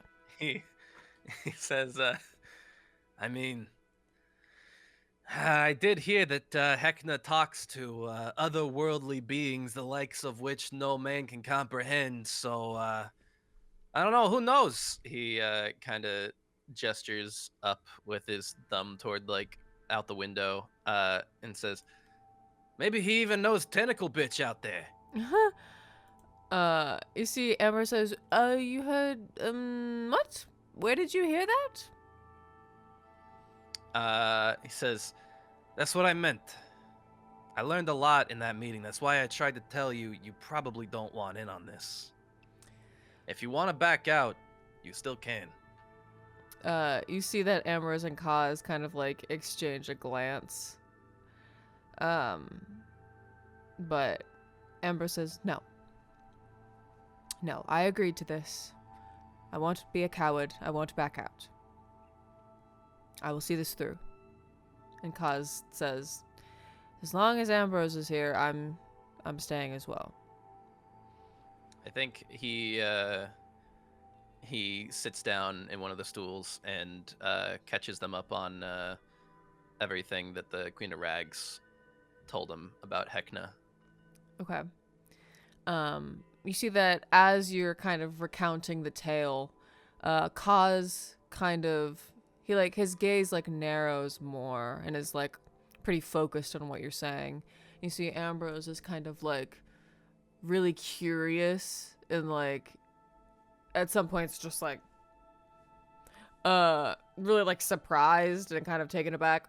And you see Bites is like under the table, just like, I don't know. Oh, you see Bites is under the table and he's like, he's like lifting his hands up and he goes, "Hey, tentacle," and he's like pretending to be the tentacle monster attacking the ship. I think Alestain is like putting his hand on the table, and then like when Bites tries to like slap it, he like moves it out of the way just in time. He's having so much fun with this. This will. It's like a cat.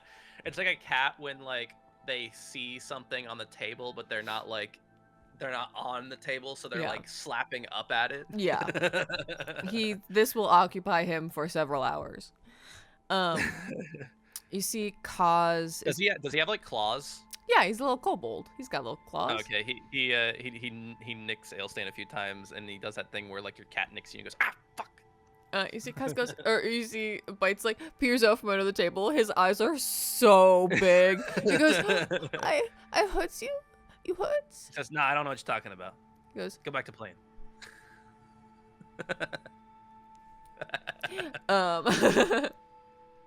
You see, Kaz is kind of silent mostly, as they usually are.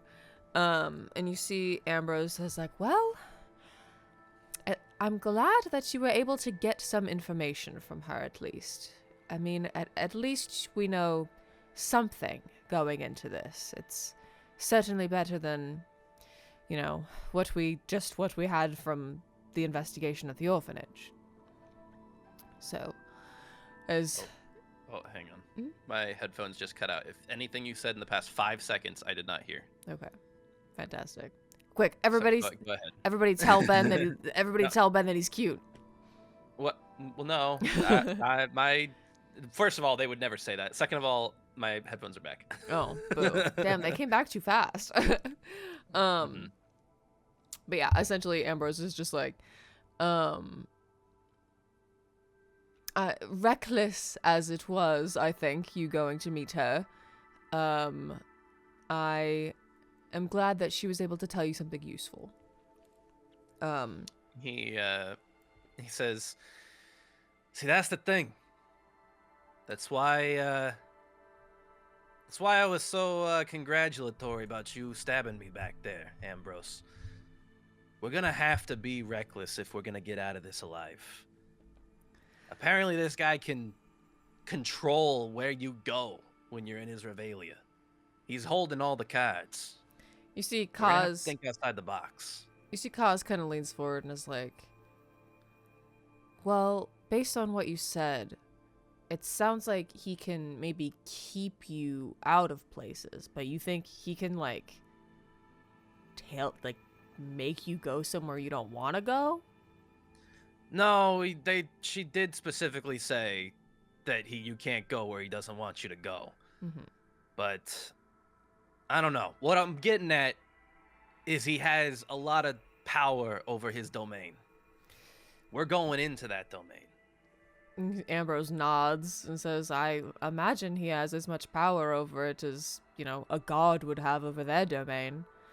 I mean, if he's as powerful as you say, I wouldn't be surprised if he was at least considered a demigod in terms of, you know, power. At least able to grant power to others, create followers, gain more power, the cycle." He says, "Exactly. Which is why I reiterate, if you want to step out, you don't have to come with me." You see Kaz kind of like, he says like, "Never fought a demigod before. Could be fun." And you see Ambrose says, "Well, I don't mirror that sentiment, but I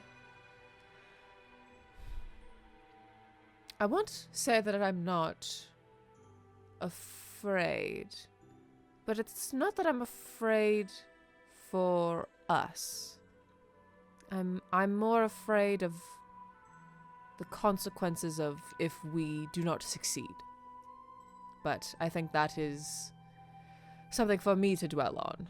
and not something to be sort of a negative air to bring to this. So, as I said, I'm not leaving. Says, all right. I guess it won't just be my funeral after all. And he says, before I turn in and rest off all of this, and he like indicates the bite marks, he says, I got a favor to ask. And he looks at Ambrose. Well, He said, so the Queen of Rags mentioned one other thing, one other lead that I want to look into. what was that? I want you to have that simulacrum, you called it, of yours, look into a name for me. Okay. Talia. Talia. Last name? He says, then give me one. Okay. Any other relevant information? She called Talia a thieving genasi, right? Something like Yes. that. She said that called she, her a thieving genasi. she Or said them? I guess I shouldn't assume. she said and she said that okay. she had a lot of like deep feelings, but she was also like a thief. Mm-hmm. Yeah, so a thief, genasi thief. You see Ambrose kind of nods and he says, all right. Do you know if this is a person like currently in Rion or like is... He says, well, we know that this Hecna guy seems to want me to show up to his regalia. Mm-hmm. What we don't know is why. Mm-hmm. And it'd be nice if I could maybe get more information on my past. And he kind of like does that like awkward like scratch the back of his head, and he says, I don't know who my parents are. I'm sure you understand. And I also don't know where I'm from. And I get the feeling that maybe this Talia person was someone important to baby Alestain. Oh. You see Kaz looks like kind of uncomfortable and is like kind of like he's here, but like you're talking to Ambrose and you think that he kind of feels like I shouldn't be here. Like and you see I think Alestain, like, because this is like a part of his past that he has like no attachment to, he's like weirdly open about this part of his past to them because he doesn't give a shit about it other than right. insofar as it like means saving the kids. Right. You see he says, okay, well, I can do my best. I will have myself do my best. Any other information you can give me would be very helpful. But if this is all you have, then that's fine. He raises that arm with the gem on it, and he says, she apparently made this. She made that for you. Yeah, I don't know if it was for me or what, but yeah. You see that he kind of like softens like a little bit, and he's like, I see. Well, from what I know, if you were a child, it's very likely that if someone made that for you, well, I'm sure you know. Anyway. What, that they just wanted him to have good luck? Well, he says, I believe that... He says, I'm sure you are indicating as such, but am I to believe that this Talia was your mother? Says, maybe. I mean, I guess apple don't fall far from the tree if she was a thief. And you see he nods. And he says, I shall do my utmost to find any information for you. He kind of like gets like weirdly serious for a minute and looks at Ambrose and he says, Look, Ambrose, you don't gotta worry about hurting my feelings with whatever you find, okay? I only care about this insofar as it helps us find the kids, okay? As far as I'm concerned, I don't got parents. Of course. I shall do my best. And you see he says, all right, well, I'll send a message to my simulacrum and Talia. Why does that name sound familiar to me? Talia. Well, I did say it a few minutes ago. Maybe Yeah, like, you get really short-term deja vu. He says, hush now, hush now.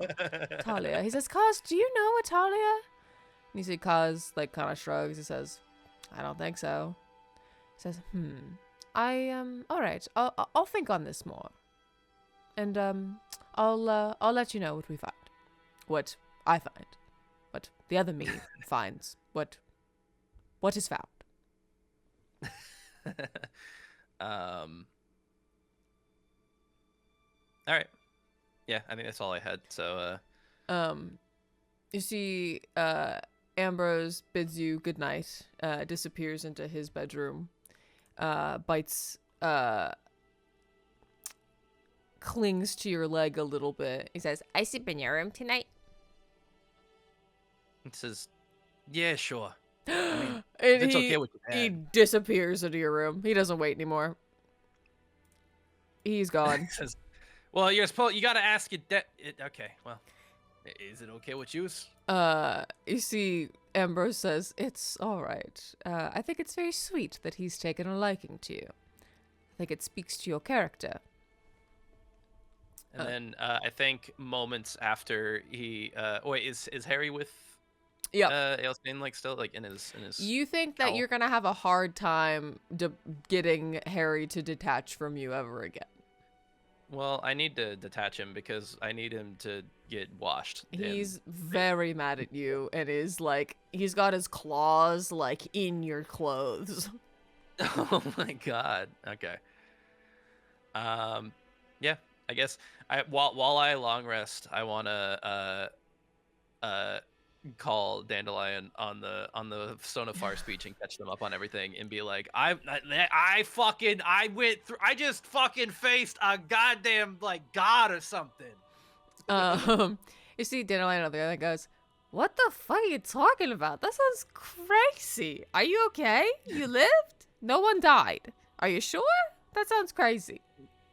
I mean, we got slapped around a little bit, but I did cut off like 7 of its tentacles, and I got its blood all over me, and He starts like embellishing the story a little bit. She goes, wow, truly a huge feat, I think. Shame you didn't get to cut off any parts of it, though. I bet it would taste real good. I hear squid tastes good. Oh my god, Dandelion watches Dungeon Meshi, dude. She goes, what? You never Um, had calamari before? that's fucking vile. I'm never eating at your tavern again. She says, you are a prude. What happened to the boy who would eat anything off the street, huh? He licks one of his fingers to taste the blood, and he goes, Nope, it tastes vile. Yeah. It tastes disgusting. It tastes like acid.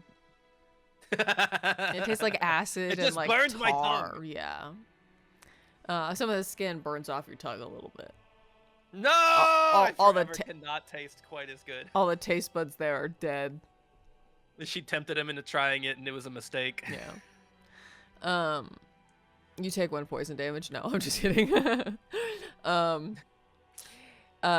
She says, well, all right. No updates so far. It's only been a few hours since you left. But I'll let you know if anything happens. Says, I'll let you know before we enter the Revelia. Make sure we don't drop off the planet for yous. Okay, sounds good. Don't die out there, kid.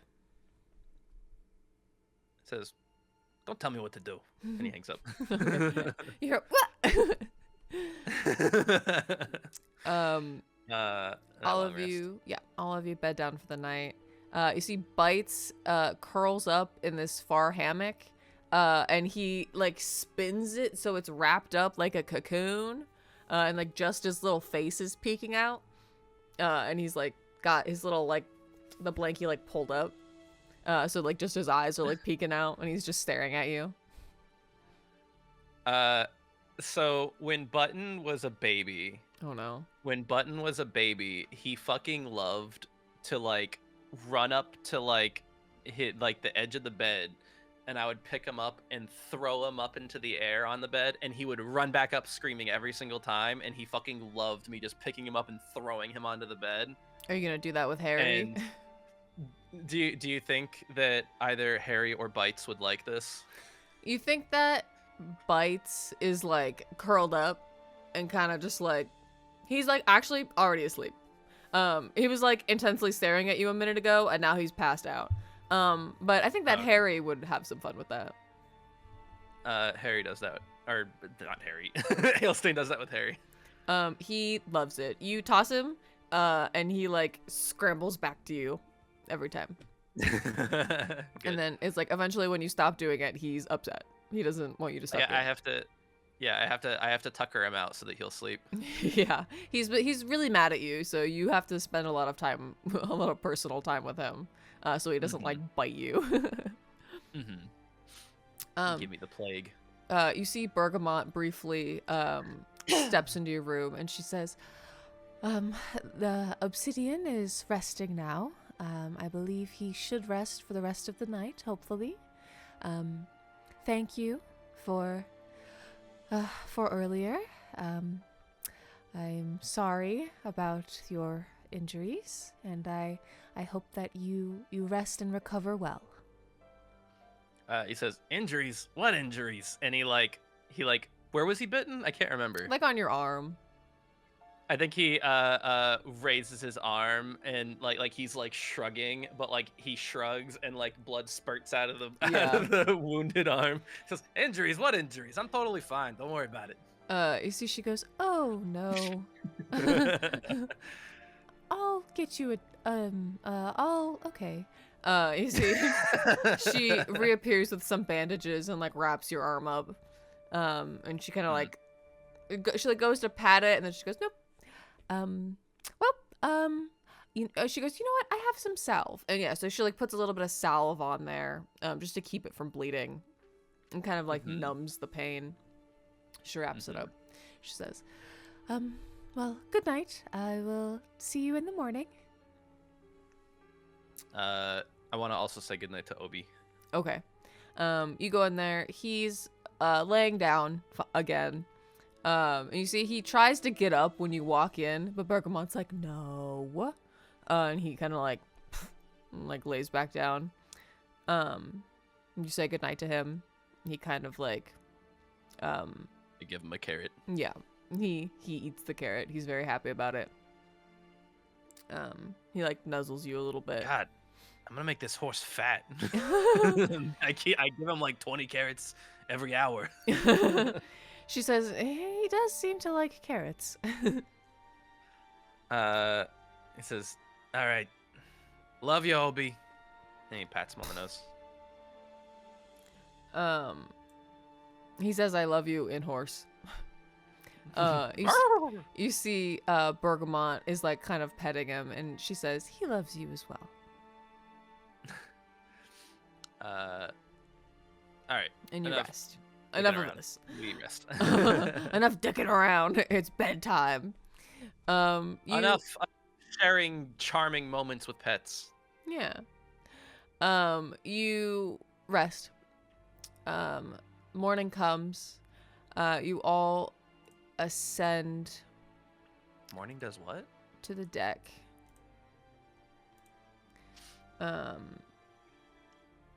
You see that Niobe and Hope are back at the helm, you see Niobe kind of looks over her shoulder when you walk in, and she says, "Oh, so you're alive, huh? Rough night?" Says, no, what are you talking about? You see Hope, like, kind of is like, "Niobe, that's rude." And Hope says, "Thank you for last night." And you see she starts to just go and, like, is about to just say, like, a bunch more, like, pleasantries, basically. And Niobe says, she says, "Look over there." You look off the side of the boat and you see a giant continent below. She says, "We're descending now, so we'll be there in like 30 minutes, probably. So, hold on to something if you get sick." And you see Ambrose clings onto the side of the rail, just like in preparation for last time. And the ship slowly descends. And as the ship is descending, you see Hope comes over to your group. And she says, "Thank you for everything you've done. I again apologize for Niobe's behavior. Unfortunately, Niobe has a history of losing those closest to her, and so losing our children is of course a unimaginable thing to experience, and I'm sure I don't have to tell you that, but Niobe's lost everyone important to her, and so this truly feels like her last straw." So He looks at Niobe and then back at her and he says, "Behavior? I don't know what you're talking about. All I've seen is a damn fine captain getting us through hell." And you see Hope smiles, and she nods at you and she says, "Well, don't tell her that. Her head is large enough as it is." And you see Niobe says, "I heard that." And Hope says, "I know, dear." Hold on, before you see as the ship is descending still, and Ambrose is kind of like leaning off or you know what, Ambrose would know this. Kaz is leaning kind of off the side of the ship a little bit, or like on the railing. He looks over and he says, "The Jewel of Rion. It's an interesting name for a boat. Give me a history check."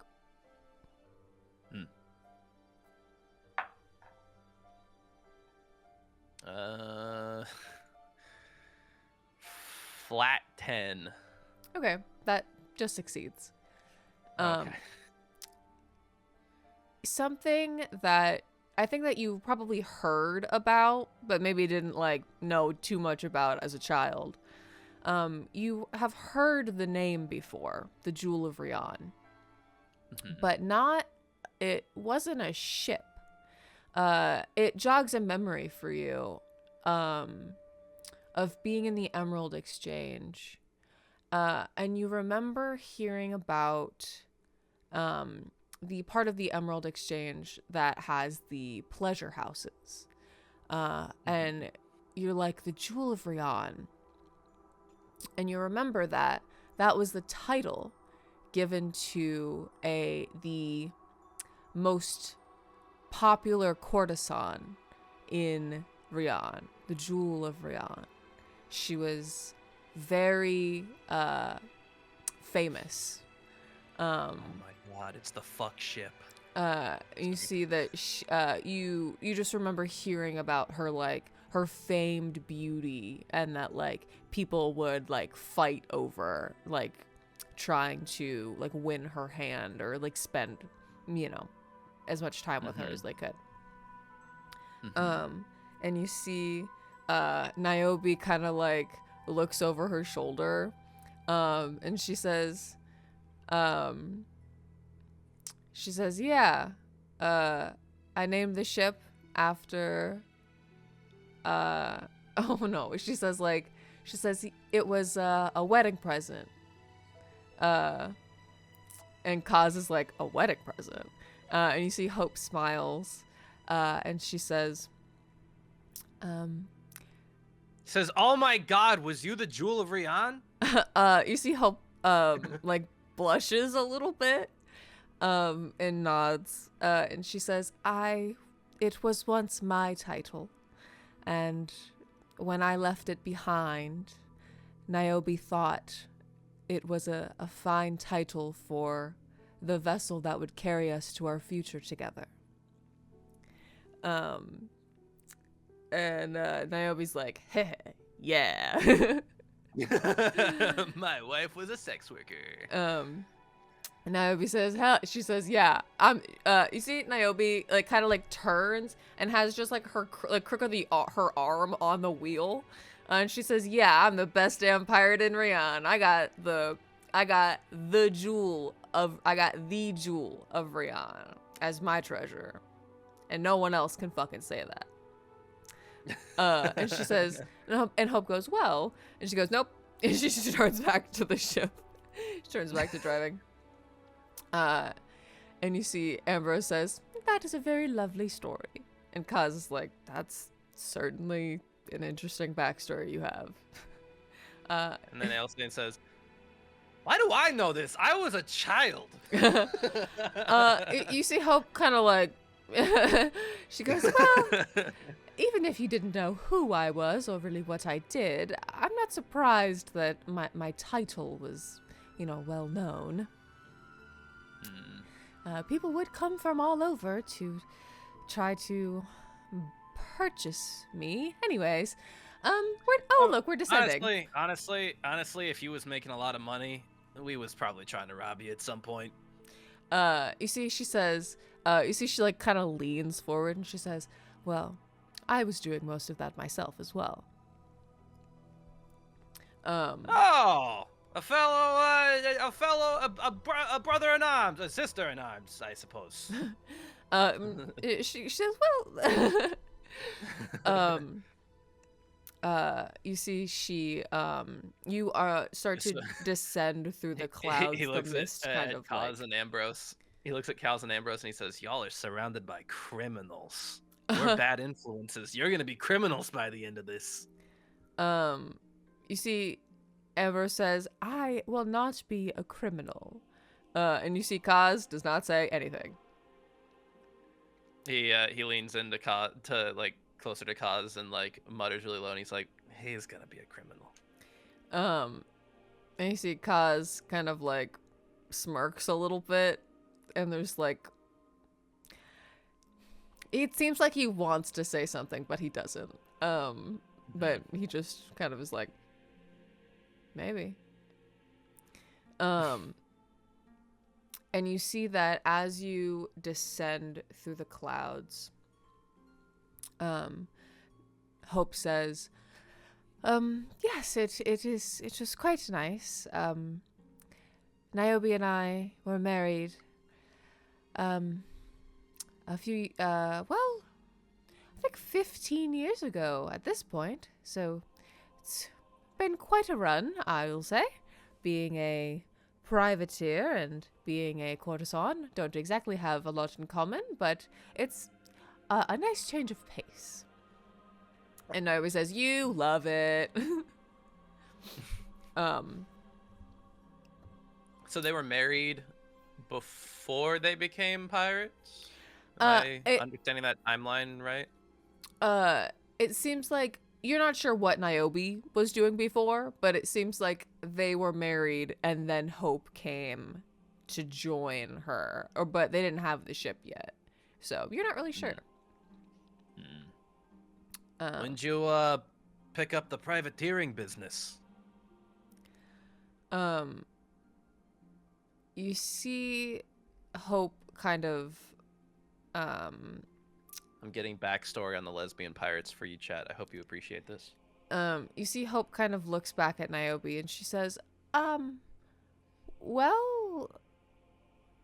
you see it gets kind of quiet, and Niobe says, After my sister went missing, I left Rion to see if I could find her. And I never did. But it was fun. And it got me out of the city, so kept doing it.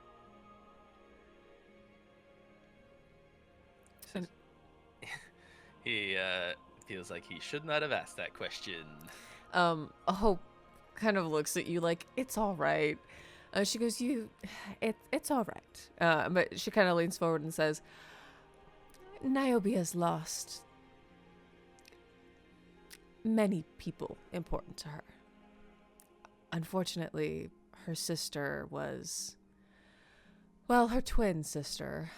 And, they escaped their unhappy home life together and came to Rion many years ago to start a new life, and it was going well, and well, I shouldn't probably say much more than that, but this is what we're doing now. Damn, she didn't say her name. I was like, I wonder if we'll run into this lady at some point. You could ask. I feel like he shouldn't push it. Fuck it. He says, what was her name? You see Hope smiles, and she opens her mouth to say something. And very quietly, you almost miss it the first time. Niobe says, Talia. Her name was Talia. Got any more questions?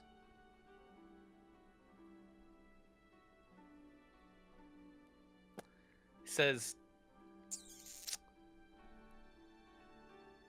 hey, so quick question. Not to pry or nothing, you know, it's none of my business. Would you describe your sister as a thieving genasi? You see Niobe, you see Hope looks at you absolutely flabbergasted. And you see Ambrose says, Alestain, you can't just, what are you doing? You see Kaz looks like really intrigued at this situation. And then, although you see Ambrose goes, Alestain, what? Talia, that's where I heard her name before. That's the name of Niobe's sister. That's where I heard it before. And you see Niobe says, what, you know her? Yeah, she ran for she was a courier for the Queen of Rags. Would you know her? A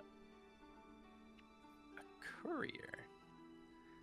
He says, all right, so like,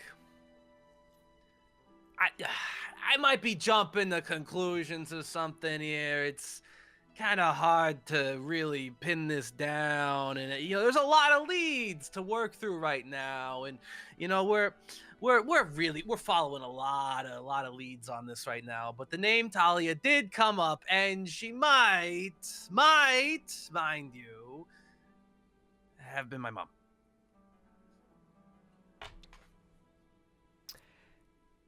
Do you need to run another ad?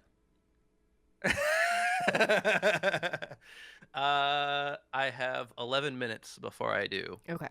Do you want to run an ad right now? No, I'm just asking. Okay.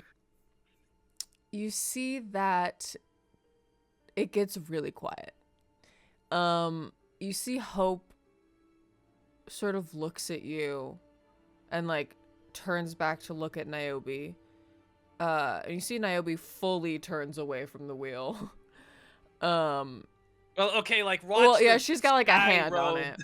it. And she says, "What did you say?" Says, he's like intentionally mumbling the last part every time. He's like okay, there's like a somewhat percent again, it's like we're following a lot of leads right now, there's a lot of balls in the air, we're doing a lot of juggling, and like she might just how happen maybe Come here. perhaps be my mom. You see, Niobe says, "Come here." It says, sure. You're not gonna do something weird, are you? She says, "Come here. Let me look at you." It says, sure. And he walks a little close. Does she look like a Genasi?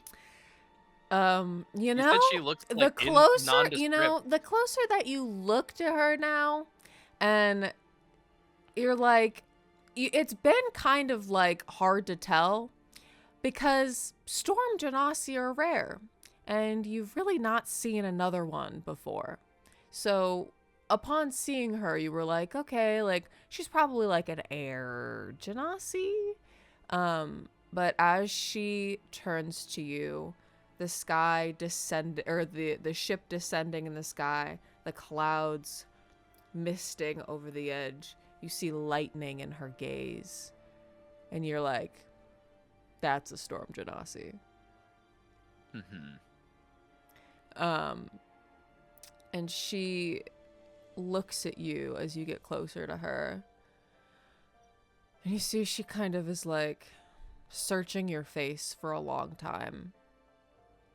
She says, I don't know. And you see Hope is like, you don't know what? You don't know what, darling? And she says, I don't know why you look like her. Why do you look like her? She says, Rye. She didn't have any other kids. Other?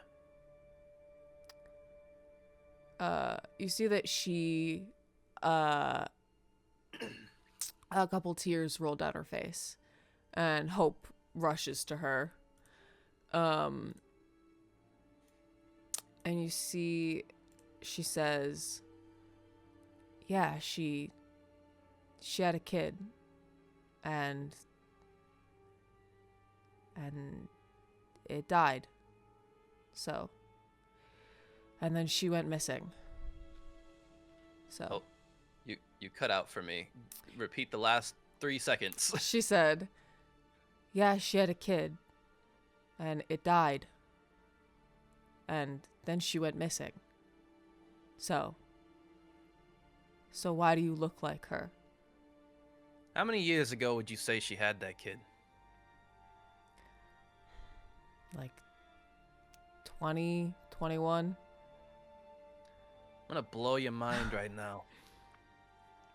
But he says this in like a way that like he like mutters it so that like Ambrose and Kaz can't hear.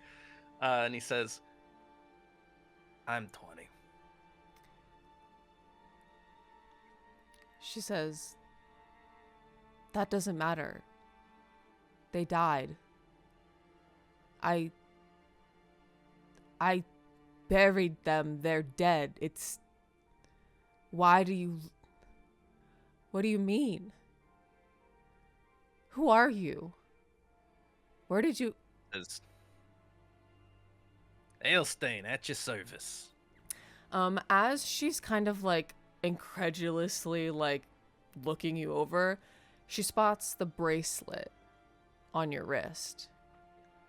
And she kind of like, she says, what is that? Let me see that. Where did you get that? Apparently it was left with me when I was dropped off at the orphanage. You see, she reaches out and sees the ring. And she turns a ring around that has been... She's wearing a lot of rings. But there was one that was turned face in on her ring finger. And she turns it around. And it is a twin stone to yours. And she says, That's her heirloom ring. Our mother gave it to us before she died.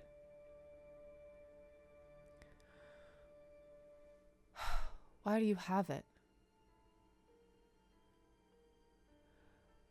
Says, I don't know, man. I was a baby.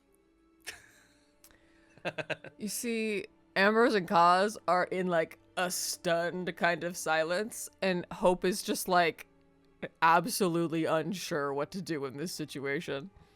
You see, Niobe's just looking at you, and she says, He like holds out a hand and is like, nice to meet you, Auntie Niobe. she just looks at your hand. You see, she says, Talia, I don't understand. She had her child, and you see, she like can't even bring herself to say like what happened. But she says, and it died. And then she started staying out and mixing with the wrong crowd, and then she went missing and I never saw her again. So where the hell did you come from? You're 20? She would have had to have had you that same year.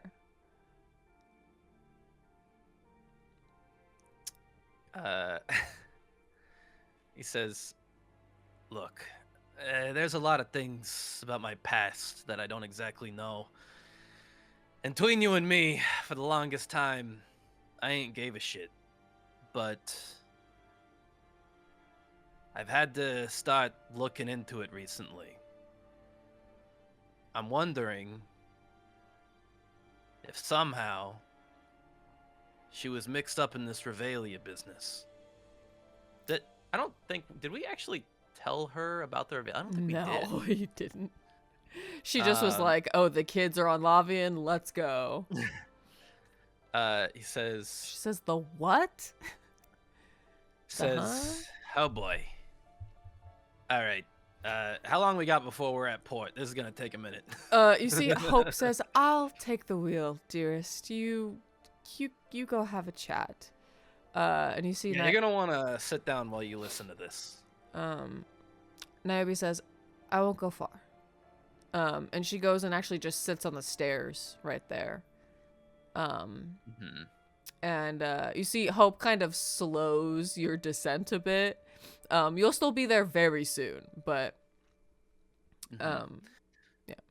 I think us catching up would be the perfect spot to run this quick 3-minute, because it's ticking down. Okay. And I have to run it now. Yeah, no worries. So you catch her up on everything. Wait, that's what'll be happening over the 3-minute break. It's just imagine that they're both talking on the stairs. Don't worry, we're not going to do anything behind the ads. Okay. Damn. Okay. Well, the ads are running, and I found my auntie. I wasn't expecting you to find this so quickly, but you asked.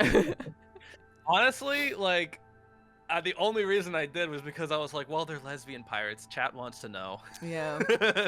Chat wants to know about the lesbians. I made them really cool, and I figured people would want to know about them.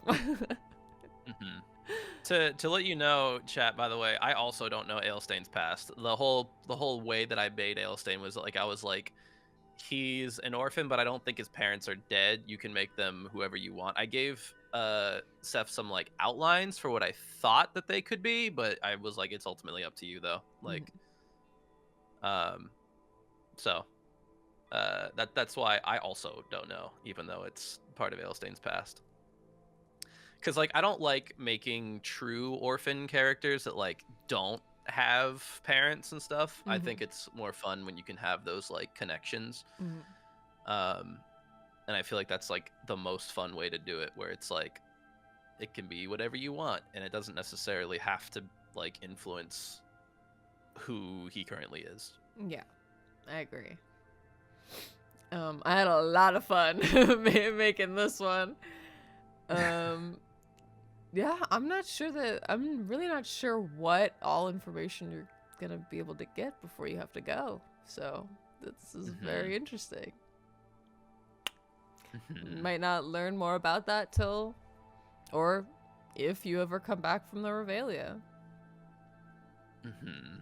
Well, I mean, I assume that I'm gonna ask her Right. about Talia. Yeah, it just depends on what you ask her, right? Yeah, she I gotta seemed crack this puzzle. she seemed very hesitant to speak about her child. It seemed like it was hard for her to talk about. Well, Damn. not so hard now. He's right here. Damn, you try to fucking you try to do a mysterious character backstory and they figure it out in episode 5. It's like, don't say that so loud though. I gotta remain fucking mysterious to Kaz and Ambrose over there. They think I'm so cool. They're both just gaping at you. Aunt Niobe, you're embarrassing me. Yeah, your aunt is the coolest lesbian in Rian, dude. And the best captain in the world. So, jot that down. All right, we're back from the ads. So yeah, I think he catches her up on everything, and on everything regarding the Revelia and Hecna that he knows, and he says, including the fact that the ticket and flyer were hidden in a floorboard that only he knew about. Well, him and Amber, but both of them were not in town at the time. And he says, so that's what I meant when I said this Hecna guy is clearly after me. Now, I don't want to go getting your hopes up here or nothing, but you said she was mixing in with the wrong crowd. What do you mean by that? She says, well, I don't think I've heard of the Revelia before. Or if I have, it wasn't important to me, so I forgot about it. And I mean, she started working for the Queen of Rags. Like, before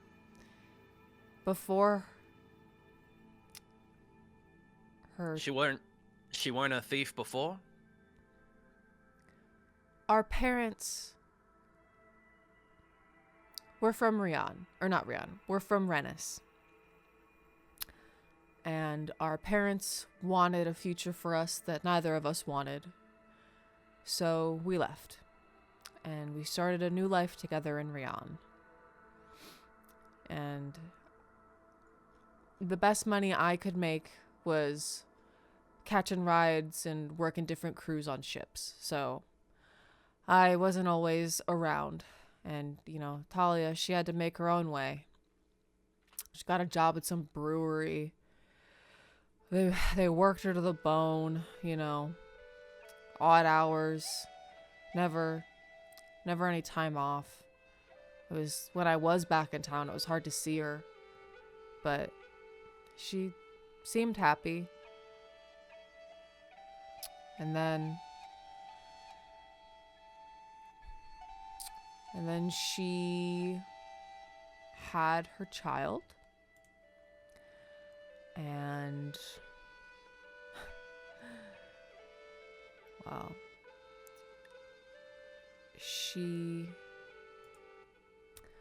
Well, honestly, I'd never seen her so happy. Even if the father was the worst piece of shit I ever met in my life, she cared about that child more than she cared about anything. She quit her... Who was the father? Honestly, I don't know his name. She wouldn't tell me. But I know that he didn't want the child. I think I think he was cheating. I think he was married. I don't know for sure, but Talia, she never let me meet him. She never told me his name. And she was always stressed out. Seemed like they were hiding. Seemed like some kind of forbidden romance or something, you know? Like a dream that she made up. And then it all came crashing down when shit got real. She got pregnant. And he didn't want it. She had to quit her job. And she moved in with me. And she didn't want to go to the clerics. She didn't want to go to the church. She had the baby at home. And, I mean, after they were born, it was like, she was so happy. I loved that kid, you know? It was like, I don't like kids, right? But it was like, I don't know. That one was special, okay? Says,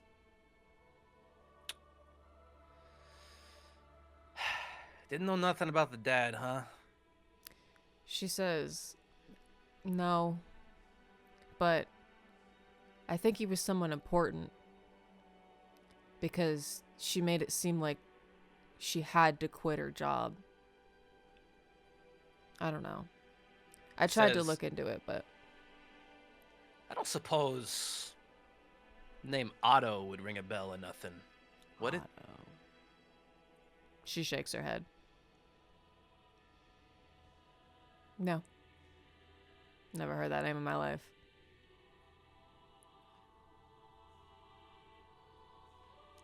says, Just a bad feeling I got. A real bad feeling that I really... Oh man, I really hope I'm wrong about this. She says, what are you thinking? says, I kind of don't want to say it out loud. I feel like I'm going to speak it into existence. She says, okay.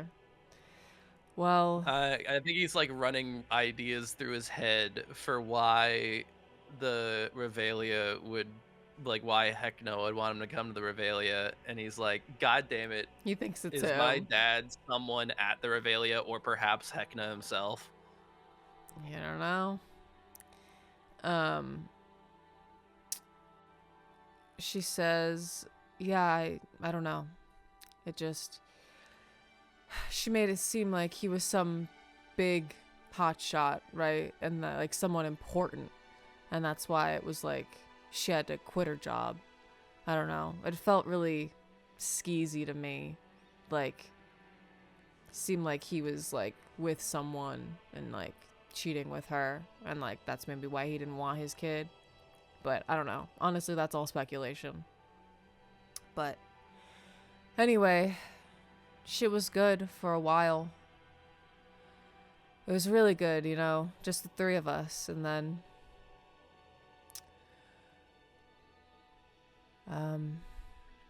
after, you know, she was so fucked up. Honestly, she went a little crazy, but who can blame her, right? I'd probably do the same thing. Honestly, right now, losing my kids, I kind of feel like this maybe is how she felt, you know? Not that they're dead, Said- but He says, And look, about that, when I said we was getting the kids back, I meant it. We grew up together, me and those kids. They're my family too. you see she nods and she says, yeah, you know, I never really wanted kids until I met Hope. And, I don't know. Marriage changes a person, I guess. And you see Hope kind of like turns around and she kind of mouths to you like she likes kids. And you see, Well, I hope you like kids, because you have to be dealing with bites here soon. you see, she kind of nods and she says, yeah, they've really grown on me, I guess. He says, one last thing. You said that baby died.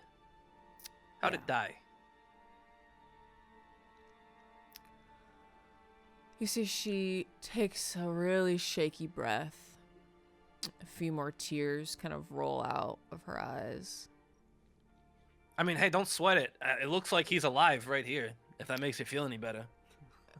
You see, she shakes her head and she says, I just don't know how this is possible, honestly.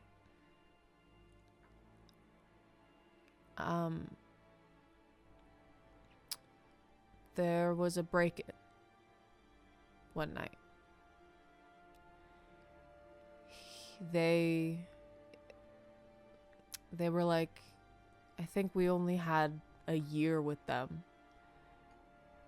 Just a year. And then someone broke in one night when I was working late. And I came home and Talia, the place was ripped apart. She was crying so hard she passed out. And I found him. In the crib. Looked like someone had suffocated them. I don't know why. And I never found out why. Nothing else was taken. Nothing was broken or stolen. They just took their life and left. So that's why I've always had breathing issues. No, I'm kidding.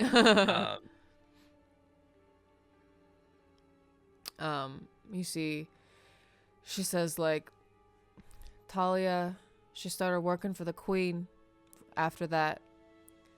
I think she was looking for answers, and I don't know if she ever found them because I never saw her again. So, if you are her kid, you're not that one. At least I don't think. I mean, unless you somehow came back from the dead, you know. I don't know. I think he like subtly like trying not to like draw attention to it, but just like kind of glances down at his like bandaged arm and he says, it wouldn't be the first time I'd done something like that. Well, I guess it would be the first time. It'd be one of the times I'd done something like that. You see, she kind of just turns and looks at you. And as the ship descends into the port of Duskfall, she just kind of is like, the more I look at you, the more I see her.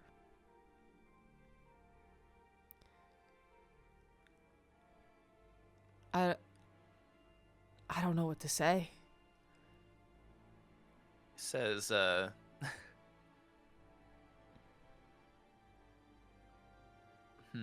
don't know what he says. Yeah, This is such a weird scenario to be in. Yeah. You see, she says, like, well, I think for the first time in history, Alestain did not have a wisecrack. You see, she says, well, look. Well, I don't know. Look, you got stuff to do. You got my kids to find. I don't know if you're really Thalia's kid or what, but I'm counting on you. And I don't know. Maybe when you come back we can talk more or something. So just like be careful. All right? He says, yeah, sure. And kind of like under his breath says, if I come back. She elects not to hear that. And she kind of stands up, wipes her face, and she says, and you see the ship has docked at a tall tower, and below you see the bustling streets of a small city on the coast of the northern part of Lavian. You have arrived in Duskfall. How cool does it look? Does it look super goth? I can actually show you. Oh, perfect. You see... It's gonna look so goth, chat. No, it's not goth. You see that, this is a very small city. This isn't actually, like, a great picture of it. This is kind of just, like, something I had. Oh my god, wait. Oh, hang on, you cut out for, like, 3 seconds there. Is it always dusk here? No, it is not always dusk. Oh.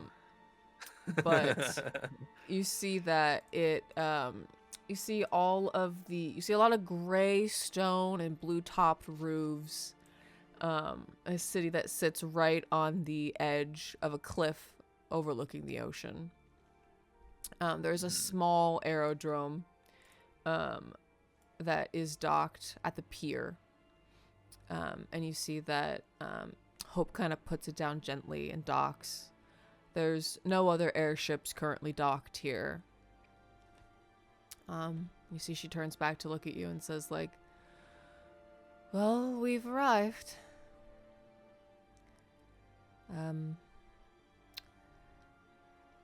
Is there anything more that we can do for you before you go?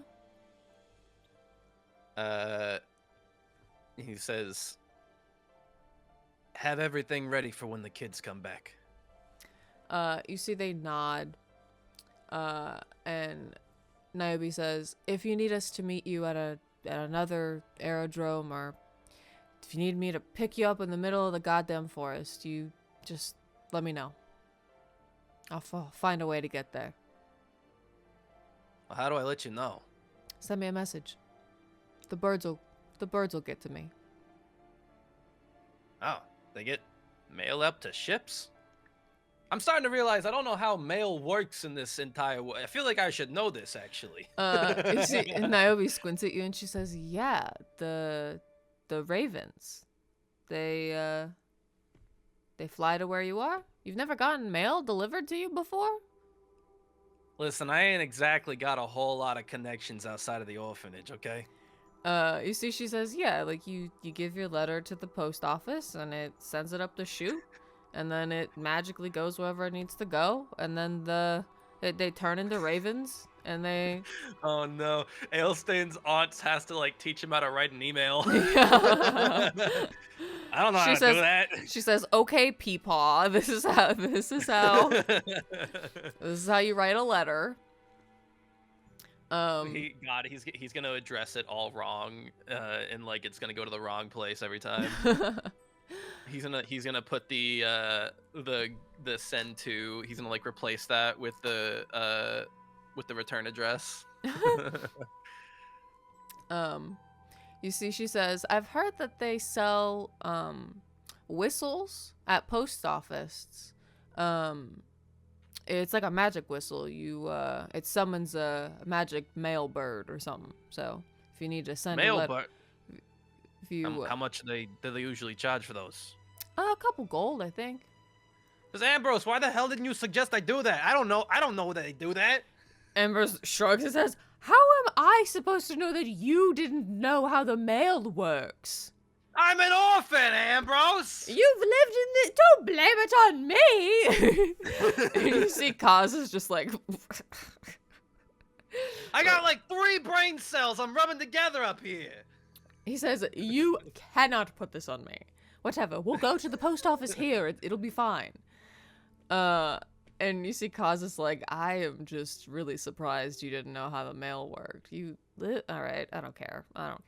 And you see Kaz promptly just like walks off of the ship. I don't have parents, guys! You see Niobe lowers the bridge for you guys to depart the ship. And she says, like, I don't know how to say goodbye to someone who might be my missing sister's kid, but, don't die. And, bring my kids back to me, please. He says, sure. Quick tip, by the way. If you want to be the cool aunt, you got to start drinking wine, and you got to let me stay up past 11, okay? She says, drink wine. I already do that. Stay up past 11. We all stayed up almost all night. She says, so I think I'm good. I think you're on the right track. Okay, awesome. Is the cool aunt something I want to be? And Hope says, yeah, probably. Yes, probably. Yeah, the cool, irresponsible aunt. All right, see ya. What? The three of you depart the ship. As you descend into Duskfall, there are a conspicuous lack of people here. You descend. Bad news. They're all ghosts. You descend the tower, and you don't see anyone until you exit the gate or exit the tower. You see that there are people. You see a couple guards up at the gate, guarding the actual like walls of the city. And departing from there, heading towards a boat that looks like it's recently docked, is a courier. And as you sort of pass each other, you see he kind of is like, oh, are you heading to town? I'd be careful, friend. If you're not just passing through, I'd consider moving on really quick. Why? You got ghosts? He says, ghosts? What? No. Your town haunted? He says, first of all, I don't live here. I'm just passing through. And he says, wait, don't tell me you got Misty Misters in here. He says, Misty Misters, what? No, he says, there's a strange illness taking the town. It's, people are dying more and more every day, so if you're looking to keep your life, I'd pass through pretty quick if I were you. He pulls up his cowl over his face a little bit. Mm-hmm. Mask up, guys. He says, I don't know if it's airborne. I'm just, you know. Hang on. God, why do my headphones keep doing this? You cut out for like 3 seconds again. Go ahead. He says, I don't know if it's airborne. The clerics are kind of run ragged, as I hear, so. He looks back at Ambrose and Kaz, and he says, cover your face. Mask up. They're 6 feet apart. They got COVID in this town. You see, Kaz says, what? COVID-19? Oh my god, have you been living under a rock? Ember says, have you been hit on the head? Did that fog monster, like really hurt you or something? Let me look at your head. Hey, don't touch me. 6 feet apart. It's fantasy COVID. You see Kaz, takes out, a red scarf and wraps it around his neck and, pulls it up. And Ember says, it's probably fine. He said he wasn't sure if it was airborne. So. Alright, but if you get sick.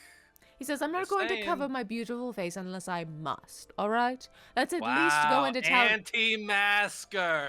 He says, at least let us go into town and see what kind of illness it is. I bet it's a hoax from the government, isn't it? It's the pandemic, isn't it, Ambrose? He says, what are you talking about? Please stop making COVID canon in my universe. I beg you to cease doing this. The three of you move past into town, and the guards actually stop you. And they say, have you been feeling any illnesses? Or have you been feeling feverish lately? Have any of you had a fever? Well, Ambrose must have a really hot chest, because he's always exposing his tits. But, no, I don't think we're sick. Amber says, there is nothing wrong with showing your chest. You see Kaz, coughs like he's trying not to laugh like into his scarf. And the guards like don't laugh. And give me a perception check. Oh.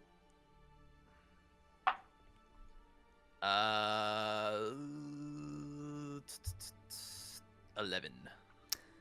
You see, they have like heavy eye bags and like kind of bloodshot eyes, and they seem like they've been at this post for a long time. They don't look like in any kind of laughing or jovial mood. The guard is like, "Listen, you don't want to stay here." He drops a joke and says, "No, he's not sick. He's just gay." A sickness, no. You see the female guard says like, well, if you're not feeling sick, then even if you were, pass through quick, all right? Get to where you're going. Duskfall is not safe. Pray you don't contract whatever illness it has befallen this place. I'll you see sanitize the whistle I pick up from the post office. You see Kaz kind of like, just out of curiosity, what kind of illness has befallen this place? And you see, they say, they like, both kind of like rub their eyes and they say, nightmares. People are dreaming of, well, they're not really dreaming because no one's getting any sleep. And then if they do get sleep, it's like they are all having nightmares. And it's causing a lot of tension around here. People are a little on edge because no one's getting any sleep. And then there's the people who've died. Died? Just from exhaustion? No, they've died in their sleep. That's the illness, we think. I don't know. We're running out of clerics at this point, though. They keep... Everyone who helps gets sick and dies.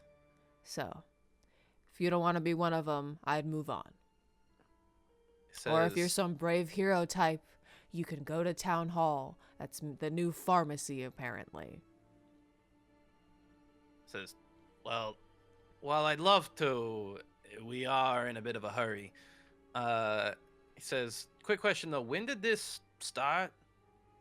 You see one of the guards like kind of rubs his eye and shrugs. He says like, like a couple of days ago. Oh, okay. Maybe like a week. Wait, week ago. Yeah, there was, I don't know. I don't know too much about it. Just people aggravated. Nobody getting any sleep. People are dying. And you see one of the other guards is like, yeah, and they're dying weird. It's real weird. I think I'm gonna move posts. Hopefully, if I can. Down to Wineport. This place is freaking me out. And you see Kaz says like, dying weird how? What do you mean? How are they dying weird? And you see Ambrose is like, I don't think we should investigate this anymore. Can we maybe, you see he's like, actually he like pulls out a scarf and like, these people are like convincing him that there is some like sickness here, and he like actually starts like wrapping his face up. And you see they say like, I don't know. It's really hard to tell. They're all dying in weird ways. It's like in their sleep, but not the same. It's not in their sleep. They're not old. It's like, I don't know. Lady Beth apparently drowned in her bed at night when she was asleep in her bed. But her lungs were full of water? How do you drown while you're sleeping? I don't know. You don't want to stay here, friend. Quick question. Mm. Has anyone tried to leave town while they're sick?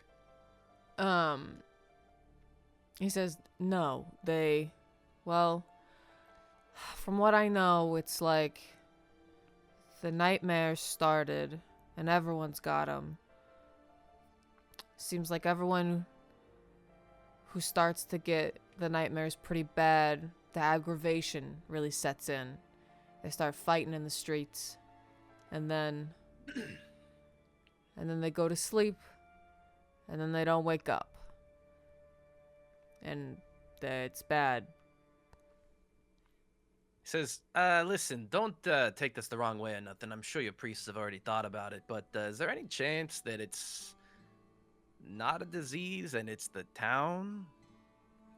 You see, they kind of like look at each other, they look back at you, and they go, the town? What else would make people have nightmares and then die in their sleep? It sounds like sickness to me.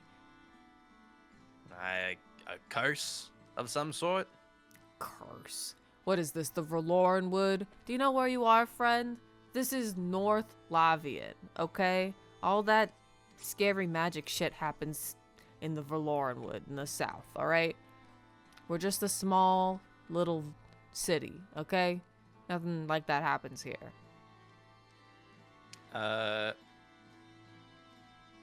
Can, like, me and Ambrose, like, I don't know, search our memories and, like, see if we can think of anything that would cause, like, a curse like that? Give me a history check with advantage. Okay. Well, should I be doing that, or should With advantage. maybe Ambrose be doing it, since I imagine he's probably got a bonus to history. He'll do a check as well. Oh. Oh, he got a natural 20. I got a 9. With advantage? Yeah, I got a 9 and a 6. Woof. I got a 69. That's got to So- count for something. That's an that's basically the best numbers you can roll with advantage, actually. You see, you start racking your brain, trying to think. You are like, well, I don't know that much about sickness, so I'm not sure if I can be much help in this case. Or like, and you start thinking about curses, and you're like, well, I don't know too much about arcana and magic and stuff. Like, you're like more monster focused, and you start trying to rack your brain about anything like monster related, but in this moment, you're coming up short. But Ambrose, you see he like,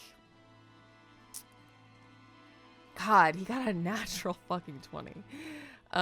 You see he is like listening to them describe more and more, and he says like, and he turns to you and he says, Alestain. And then he says like, I'm sorry, you said the clerics are all they're all up at the town hall, you said? And the guards are like, yeah, they ran out of room at the local doctor's, so they set up the infirmary in the town hall. And he says like, fantastic, we shall make our way. Good day. And you see he pulls the two of you like through the gates, but like kind of away from the guards, and there's like nobody on the streets in this place. It is like a ghost town. And you see he says, Alestain, this isn't quite my area of expertise. So I understand that we must make haste, but I am a little bit afraid because what they are describing has reminded me of something I read once in a book. You're a monster hunter. But Can you? Well, How does- I guess okay. Yeah, he says like he says He doesn't know that. He says like you're a mercenary. Have you fought a lot of fiends before? He tries really hard to like pretend like that's not literally what he does for his job. And he says, "Yeah, counted a fiend or two, probably." You see, he says, Fiend? Am I saying that right? Fiend? "Shut up." Uh, you see, Kaz like kind of becomes interested as he starts saying. He says, like, "Why are you asking?" And Ember says, "Well, I don't mean to alarm either of you, but those descriptions, I mean, I suppose it could be a number of things. But I was just reading a book recently about, about the different kinds of fae and fiends and other monsters that are, found in Lavian and the, surrounding areas, just to see if, prepare for anything that we perhaps could encounter. And, on one of those pages was something, I read something about, first of all, fiends and nightmares. That seems kind of like, it could be fae or fiend. But, I don't know. I would need to see the victims, I think, to know for certain. However, my intuition and my experience is telling me there might be a monster here. So, Alestain says, I mean, we can certainly pass it on, but he says, I don't know that I'm not saying we should stop to investigate this. I'm just saying, from what they said, it sounds like there's something going on here. But we can... Oh, for sure. I mean, He said, obviously something's going on. It sounds a lot like some magical entity is at work here. I mean, between you and me, I ain't never heard of a sickness that causes you nightmare. He's like saying this like kind of like under his breath so the guards can't hear him. He's just like, I ain't never heard of a fucking sickness that causes fucking nightmares.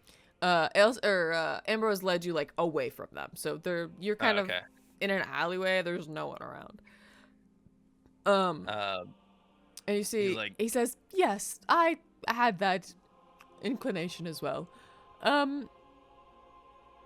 The only thing that frightens me is that, and it could be something else, but, well, I was reading about hags recently, and, well, Hell yeah, witch hunt, witch hunt. I got a little, there was a very interesting blurb about night hags, specifically, and about how they, kill people by granting them nightmares. They go insane, kill people, become evil, and then the hags kill them and harvest their souls. So that could be, not what's going on here. It's just kind of sounds a lot like what they were saying, is all I'm saying. It says, wonder if there's a contract out on this. Probably not. They think it's an illness. They did Whatever. say it was We can go talk to them. He says, well, the train station, I believe, should be that way. Are you sure we can just leave? Like, we don't need to stay here and help these people. And you see Kaz is like, well, if it's killing people, we should at least probably tell someone that it's not an illness, if it's not. He's like, yeah, we should at least tell the bumpkins that it's not a fucking illness. I mean, and you see, it's like a small town. Yeah. Like really small. Yeah, it's pretty small. we got some fucking we got a bunch of country bumpkins who don't know their medicine, dude. He says, well, it looks like the town hall is on the way to the train station, so I suppose we can just stop by. But, look, I'm not saying we should stay and help these people, but he kind of motions to you and says, you're taking the lead on this. I just wanted to tell you what my theories were. Can we, stop at the post office, though, and, pick up one of those fucking whistles or whatever the fuck? You stop into the post office on the way to the town hall, and you see the person behind the desk is, an old man. He looks very tired and he goes, what do you want? One of those fancy raven whistle things. What do you call them? He squints at you. He says it's called a courier whistle. Courier whistle, that's the name. I need one of those. You see he kind of shuffles around. He pulls out a wooden whistle that is carved to look like a raven. You see he slams it on the counter. He says, 10 gold. Jeez, 10 gold. You see Ambrose and Kaz look at each other and they say, well, it's 3 gold in Rion. He says, welcome to Lavian. 10 gold. He says, come on, I can't imagine you making a whole lot of sales out here. Give me a persuasion check. With advantage, Ambrose will attempt to Hell yeah. sprinkle his charm on this man.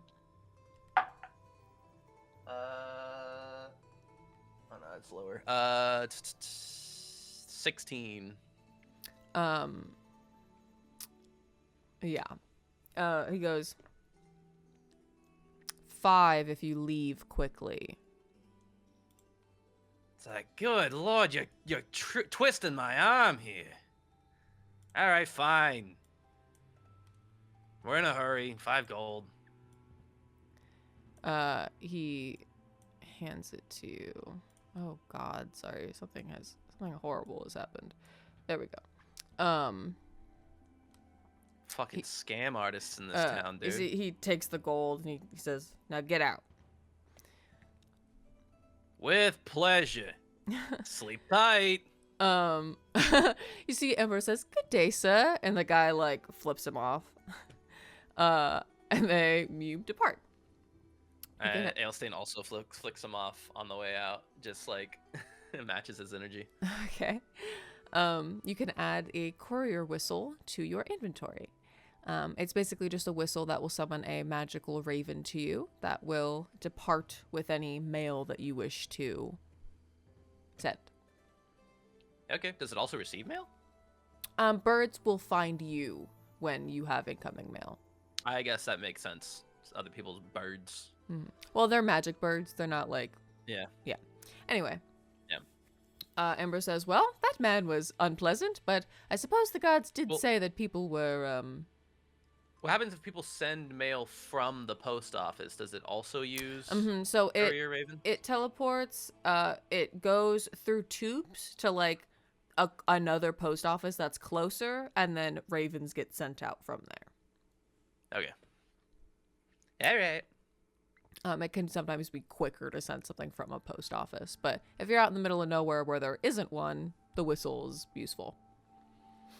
I'm gonna have my raven fly across the ocean. I guess if it's a magical raven. You see Ambrose says, well, that man was rude, but they said that people were grumpy, so I suppose that's to be expected. All right, I think the town hall is this way. Shall we go? Yeah, let's at least drop the information on him. You walk through the streets of this place, and you for the first time notice that even though it's morning, it's very gray here. The clouds overhead do not reveal the sun, and a fog... Oh my god. It is always dusk. A fog sets low on the ground here. This place just feels very gloomy. Like it's always dusk. And there's no people on the streets. It is empty.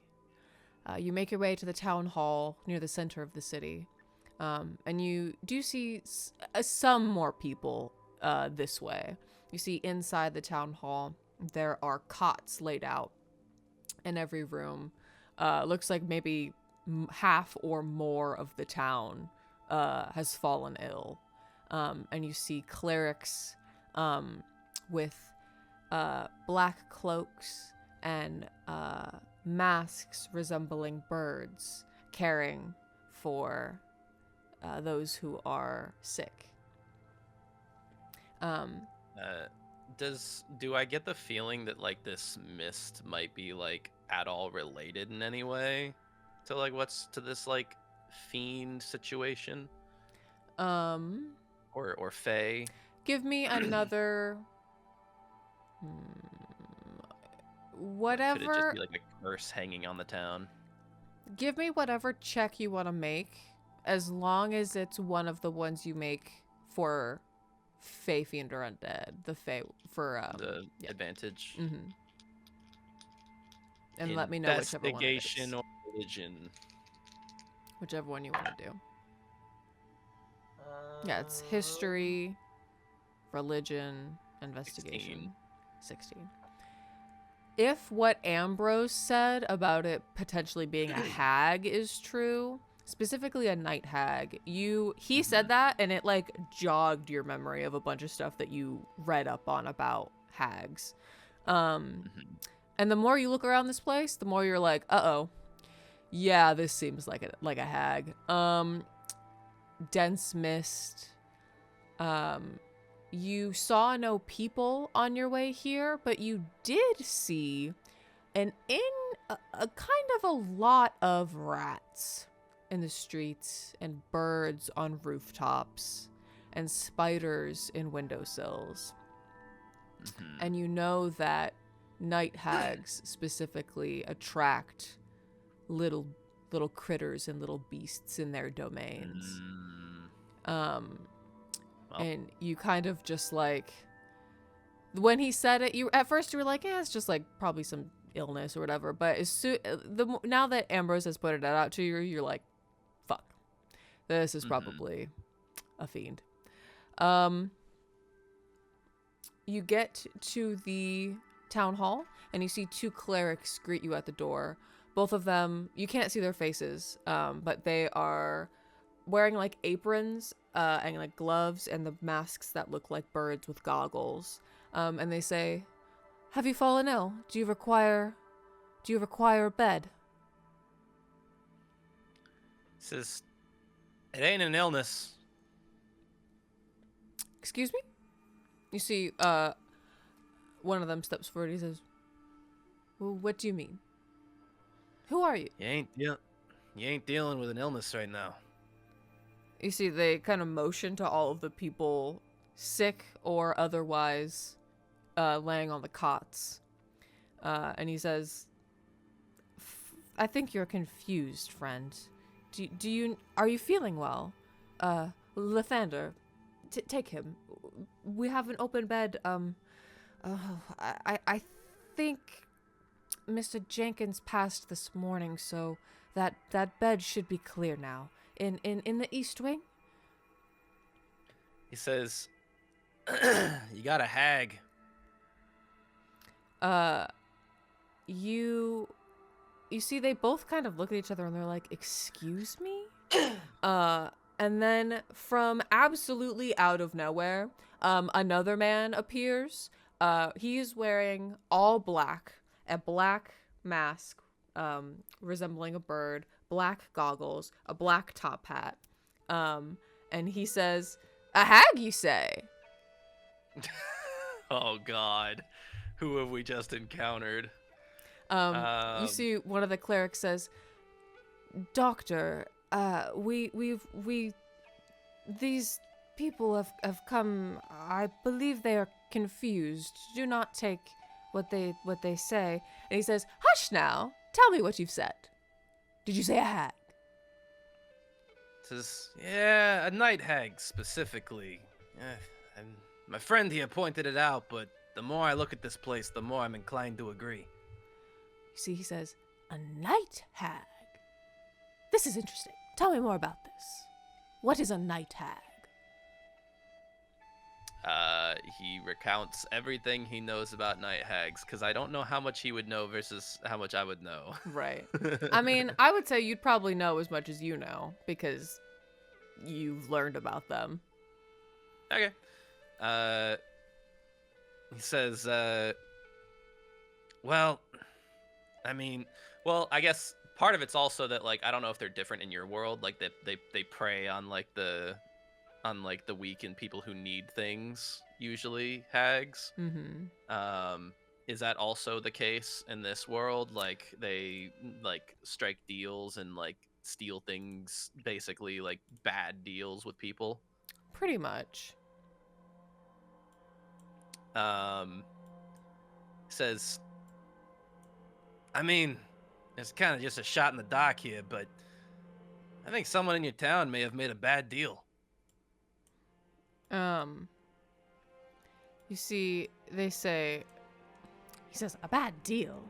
You think someone in my town is dealing with hags? And you see one of the clerics is like, Dr. Graves, clearly these people are ill. Like, let's not listen to what they're saying. It's madness. It's as the rest of them. And he says, hush now. He says, why are you so against hearing this? What, are you dealing with the hag yourself? Come on, man. You see, the woman says, like, no, I believe you are unwell, and I wish to give you aid. Allow me to lay hands on you, child. He says, whoa, don't touch me. Hey, whoa. I don't know you like that, first of all. And second of all, I gotta catch a train here soon. I'm just stopping in to let you all know. Listen, if you ain't all dead by the time I come back, I'm more than happy to take a contract to look into this for yous, but I'm unfortunately in a bit of a hurry, so I'm just trying to do the right thing and let you know what you're dealing with here. You see that the man indicated as Dr. Graves says, hush, Margaret, let the man speak. And she kind of like exasperatedly walks away. And he says, go take a nap. Oh, wait. You see, he says, no, this is not the music I wanted to play. Sorry. Oh my God, the hag is here. I was like, I'm just gonna keep playing this fucking ambience. You see, he says, like, well, I have no reason to trust you, but I like what you're saying. And then he says, unfortunately, if you're looking for a train out of town, you'll be waiting a long time. As the illness has set in, the trains have stopped coming. Until it's resolved, unfortunately. So, you're free to walk wherever you're going. The gates are open, but the trains will not be coming anytime soon.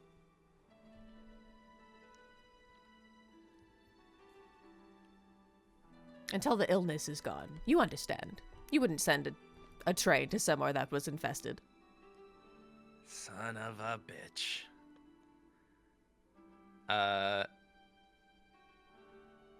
He says, all right. How's about you and I talk about a contract? You see, he says, a contract? Interesting. Tell me about that. What is that? No, I know what a contract is. What do you want? Oh, I have to explain what the concept of a contract for. Okay. You see, Kaz kind of leans in and says, this guy kind of seems like he's off his rocker, Alestain. He says, shh, I'm gonna get us some fucking money. He says, okay. Aren't you getting paid? All right. Yeah, money. You see, he says, I'm rude. I have not asked your names, and I have not introduced myself. I'm Dr. Graves. Kindly to meet you. Kindly to meet you. Nice to meet you. I'm sorry. I've had a long day. He says, rum drop. Put her there. He says, what an exquisite name. It is very nice to meet you. And you see Ambrose goes, and he says, I don't care. Who are you? He says, tell me more about this contract. He says, you pay me money, I deal with your hag. See, he considers, and he says, how much money? And what if it's not a hag? He says, well, then you don't pay me squat. I like this deal. What shall I pay you? Well, okay, let's be clear about something. Okay, hang on. I spoke a little bit quickly there, but like if it's a different kind of monster, you still pay me. Just to be clear. Oh, right. Like I gotta. Yes, that makes sense. That makes sense. What do I pay you? I don't have much money. Well, the mayor may pay you. Probably negotiate with the mayor. That's fine. What if you're looking for a train? If you solve our illness, and the illness does in fact go away and the train comes back, I'll pay your fare to wherever you're going. How does that sound? How expensive are trains around here? Well, it depends on where you're going. And for 3 of you. Where are you going? Valoran Wood. Oh, a train all the way to the Valoran Wood. Ooh, yes, that would be, I think at least, well, I'm actually not sure. A couple gold per person, at least. Couple You want gold. to pay me a couple gold per person to go hunt down a hag? He says, well, I don't know. You never suggested a price. He says, I've How much? never drafted a contract before. I'm a doctor. I don't know. Vaguely, how much would that be worth in Yeah, this world? I no, don't it know. would be, it's like a couple gold. It's not worth it. This guy doesn't know what the fuck he's talking about. Oh, I thought you were saying it's a couple gold to kill a hag. Oh, I was no, like, no. What? It's, That's like the cost of a I mean, potion. depending on the hag and like how, like, it seems like this seems pretty serious the more you're getting into this. Like, if it's a person paying you, it depends. But if it's a town, like the mayor who has money, like you could probably get like couple hundred, maybe like 100, a couple hundred for this. He says, "Here, how about this? I guess I'm stuck here for the foreseeable future. So Unfortunately, I'll investigate a little, a litter. figure out what we're dealing with, and you have a chat with the mayor, find out how much y'all are willing to pay, and I'll come to you with a quote. He says, How's that well, sound?" he says, all right. However, I think that you should talk to the mayor because you're probably going to want to if you're investigating this illness. All right, you just seemed like you were the one in charge here, but Oh, I am in charge. It's just that, well, if you're investigating, I assume you'll want to speak to the first person who was ill. the mayor was the first one ill. Well, his daughter, to be precise. He Quite unfortunate. Turn- Right on her birthday. He turns to Ambrose and Kaz and says, "Prime suspects." And he turns back to the guy and he says, well, wait, what did he say what his name was?" His name? The guy you're speaking to? Yeah, Yeah, his name is Dr. Graves. Dr. Graves. He says, "Dr. Graves, was it?" That's me. Like I said, I'm gonna ask around. I figured you would you would be the one to draft the I guess I'll talk to the mayor, but I'm sure I'll be back to ask you some questions once I got a better picture of what's going on here. He says, well, I would advise that you maybe look around here first. This is kind of where everyone is at. The mayor is at his home. You can go there if you want, but you'll be doing a lot of back and forth if you're investigating this. Most of the town is here. It just seemed like a small town, not exactly difficult to get across town. That's But, true. Okay. The mayor lives right there. It's like literally across the street. Okay. I don't remember what we were doing. Dr. Graves says, well, the mayor lives right there. If you'd like to speak to him, I'll be here. Tending to the people. I mean, does anything jump out to us in this room? Everyone here is just Everyone like here is sick. tired and Well, sick, so right? no. People here are sick and dying. Dr. Graves says, well, I can give you a rundown of everything that's sort of happened if you would like. Sure. You know what? That's a good idea. You tell me, and then we'll compare notes He says, with the mayor. he says, all right, well, the illness started about a week ago. As far as I'm aware, the first person to fall ill was the mayor's young daughter. Unfortunately, I believe it was right on her birthday, which is absolutely tragic. And then shortly after that, the rest of the town started getting sick. Now, luckily for her, I don't believe that she has gotten the anger and restlessness and, well, the death that everyone else is getting. As far as I know, she's in a coma. Lucky her. And then everyone else, well, they get angry, they fight, they have nightmares, and then they die in their sleep, quite terribly, if I might add. You see, he says, like, he says, well, how have they died? Let's see. One of them is someone drowned in their sleep somehow. Their lungs were quite full of water. And then another person, well, it was like they fell from a great height. All of their bones were crushed. One person had many lacerations across their body, like he was torn to shreds. Quite interesting.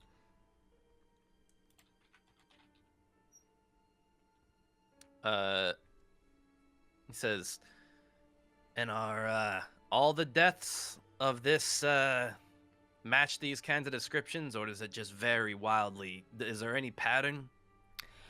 No, it's quite terrible. All of them. Well, it's quite the same, except for the way that they die. It's always in their bed, quite like they died in their sleep. However, the cause of death is always, it's terrible and gruesome.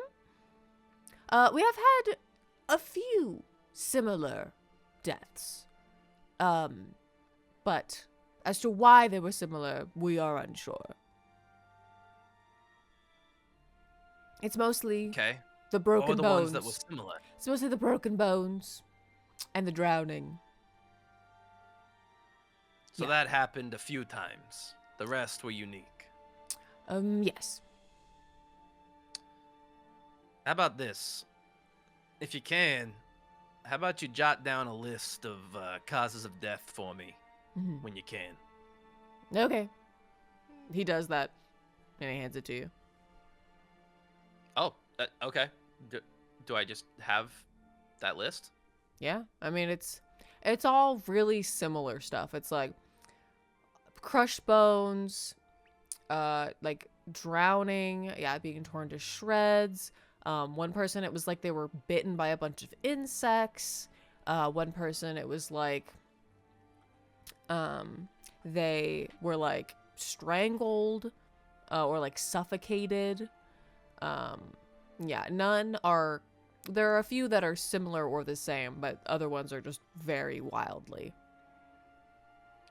Yeah, I think he'd want to have a detailed list of those.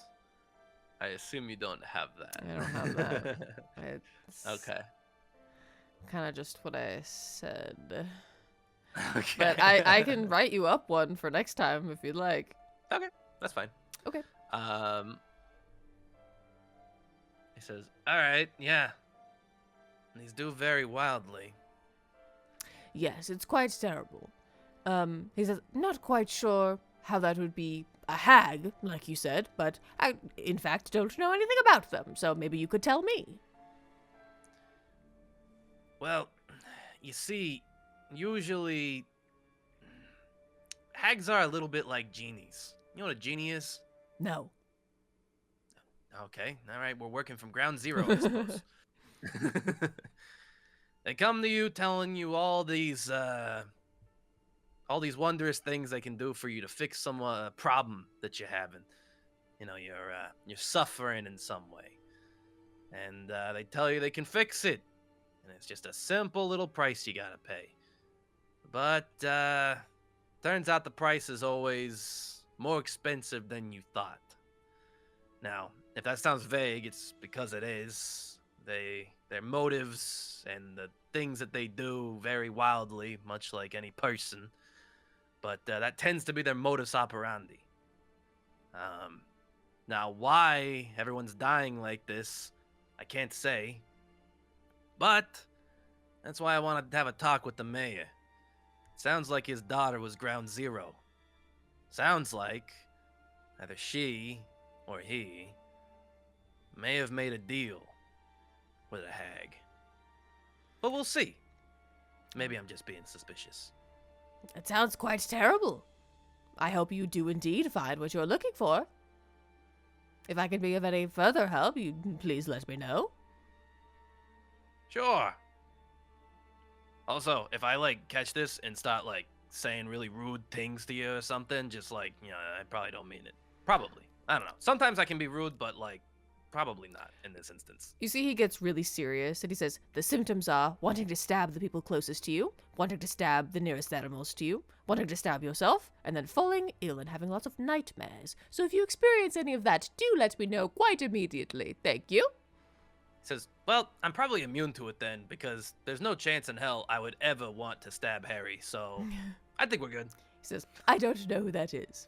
Anyway, and you see, he says, oh, I suppose one other thing I could mention, it doesn't seem related to the illness at all, but we are having a bit of a pest problem. I suppose if the mayor doesn't contract you for the illness or the hag thing, as you seem to put it, perhaps he would contract you for that. We're having quite a bit more of a pest issue, a lot of rats, many more birds than usual.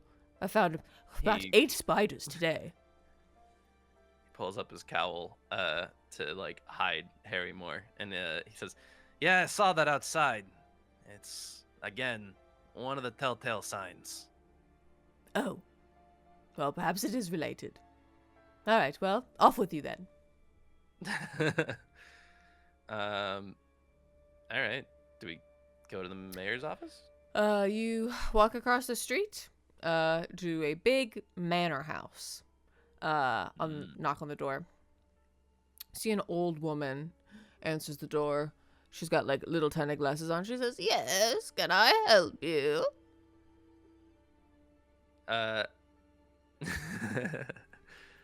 What time is it in the day? It's like 10 a.m. He says, Morning to you. Name's Mr. Minutes. And he holds out a hand. She reaches out like a really old, gnarled hand and shakes it. And she says, "Hello. How may I help you? Are you here to see the mayor? Do you have an appointment?" He says, Yeah, I'm here about, And he kind of like gestures like all around. He's like, all of this. She says, "Oh, you'll want to see Helena then. All right. I didn't catch a name. By My the way. name? Yeah, I'm yours. Miss Merriweather. Miss Merriweather. I'm the housekeeper here." Gotcha. Well, hell of a name for somewhere that's so under the weather. You know what I'm saying? She doesn't laugh. She says, "In with you." All right, tough crowd. She brings you into this house. It's kind of like Victorian Gothic in here. A lot of like reds and browns and like arched windows and stained glass. Mm-hmm. And you see, she takes Is this you. building like way nicer than the rest of the houses in this town? It looks pretty similar. It's just like the inside is like nice. She brings you into like Wondering a if parlor. we might have a scumbag mayor who's like getting rich off the townspeople or something. But if it looks, I not mean, that it expensive, is maybe not. quite nice in here. She brings you into a sort of parlor area, where a man and a woman sit together. You see pictures on the walls of the two of them, like a wedding, like some parties, and then you see a large portrait of them, and a young girl who looks quite like the two of them. Long brown hair, bright green eyes, smiling widely. Are they all humans? Yes. Okay. And you Is Miss Merriweather also a human? I should have been asking that. Is Dr. Graves a human? Are they all humans? Well, you couldn't see Dr. Graves was wearing a mask. Miss Merriweather looks to be like a dwarven woman, like an old dwarven woman. But these two look like humans. They look about middle-aged, kind of uptighty. Like the woman's like wearing like a high collar neck, her hair neatly up in a bun, but she looks tired. And the man has got like salt and pepper hair, kind of a beard that typically looks kempt, but is maybe a little bit scruffled. And you see they're like having tea, and he says, "Miss Merriweather, who has come into my home? What can I help you with? Who are you?" And she says, they have an appointment. And he says, I didn't have anything on my schedule. Can I help you with something, gentlemen? Says, you got a problem in town. That is putting it lightly. Have you come to tell me things I already know, or is there something more I can do for you? Says, well, I just so happen to be a problem solver. And you'd like me to give you money to solve our problem. Well, unless you know how to cure illnesses, friend, I'm afraid there's not much I can offer you. Says, you think this is an illness? He says, well, half the town is sick or dead. My daughter is in a coma she is not woken from. So yes, I would say this is an illness. Are you some kind of They ain't expert? sick. They're they're sleepy and irritable. And the nightmares? Probably because of the nightmares, honestly. Who are you, friend? And how can I help? Well, you won't be helping, but I might. Name's Mr. Minutes. He says, what a loathsome name. What can I do for you, Mr. Minutes? Oh, loathsome. Get a load of this guy.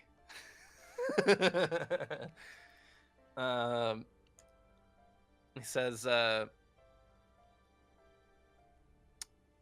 you want to tell me how this all started?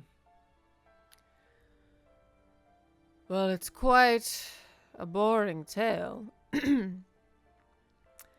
And you see the woman, she says, let me tell, dear.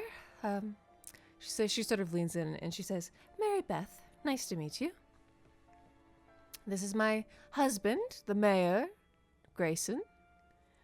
And it's quite a sad tale. Our daughter, Helena, she fell ill right on her birthday. Poor girl, she's so young, only just 13. And, well, after she fell into a coma, apparently the whole town has gotten sick, and it's quite terrible, actually. So, there's really not much more to tell.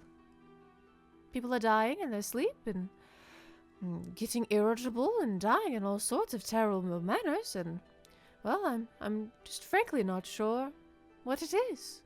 If it's not an illness, like you say, what could it be?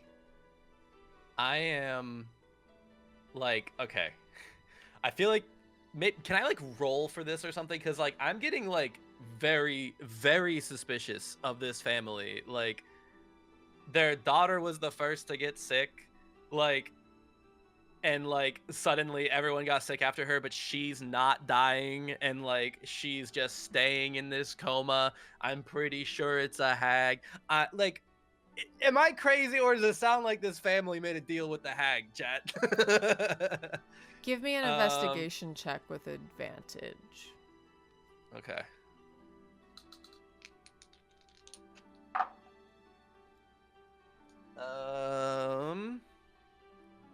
The fuck is it? Oh, it's a 6. That was a 5. 18. Shit. This house smells like sulfur and brimstone.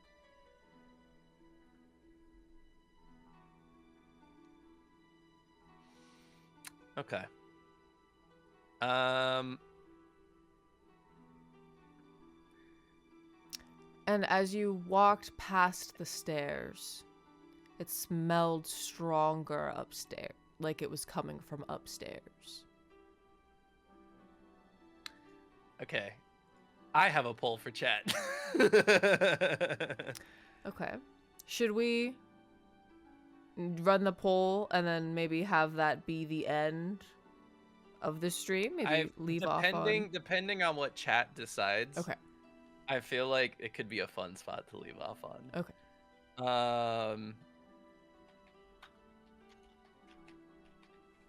Hang on. I'm just thinking about how to word this. Mm-hmm.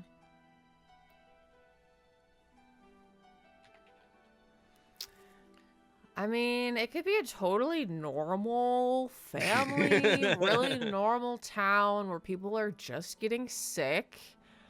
And the other stuff is really unrelated. I'm running this poll because, as I've said before, there's gonna be times where like I can see Alestain doing one of two things. The both that would totally make sense for his character, and so I feel like it's very like, you know, like Wolf Among Us or whatever, like where it's like the character absolutely would do both. So I don't know, it's just kind of fun if the audience can choose which one they want him to do, since both would make sense. So I'm gonna say, chat, should Alestain be confrontational or sly about how he approaches this? And I'm gonna start the poll now. Interesting. This could definitely go one of two ways. Oh, no. God. So sly is 1 and confrontational is 2? No, confrontational Is 1, sly is is 2. 1 and sly is 2. Okay. Damn. Oh. Yep. Oh yeah, the poll is on the screen. Whoops. There you go. When you run it, I forget. Well, that's like... It seems like everybody says sly. Hey. All right. You think In that sly? case... What do you think? You think sly? Okay. What do you think? That was a quick that was a quick poll. And he says, all right, if you're so worried, surely you don't got a problem with me going upstairs and having a look at what's going on, right? You see the man kind of like, you want to go upstairs in my home? And you see You can join me. his wife says, now, dear, if they want to help, I mean, well, what? You wanting to see Helena? Is that what you're asking? Of course I do. Well, you see, the mayor is like, absolutely not. Get out of my house. And you see, she says, now, dearest, it's all right. Miss Merriweather can escort them upstairs. Nothing, it's all right. I want to search his face. I want to do an insight check and search his face to like see if he reacted like with like panic or something when I mentioned wanting to go upstairs. Okay, give me an insight check.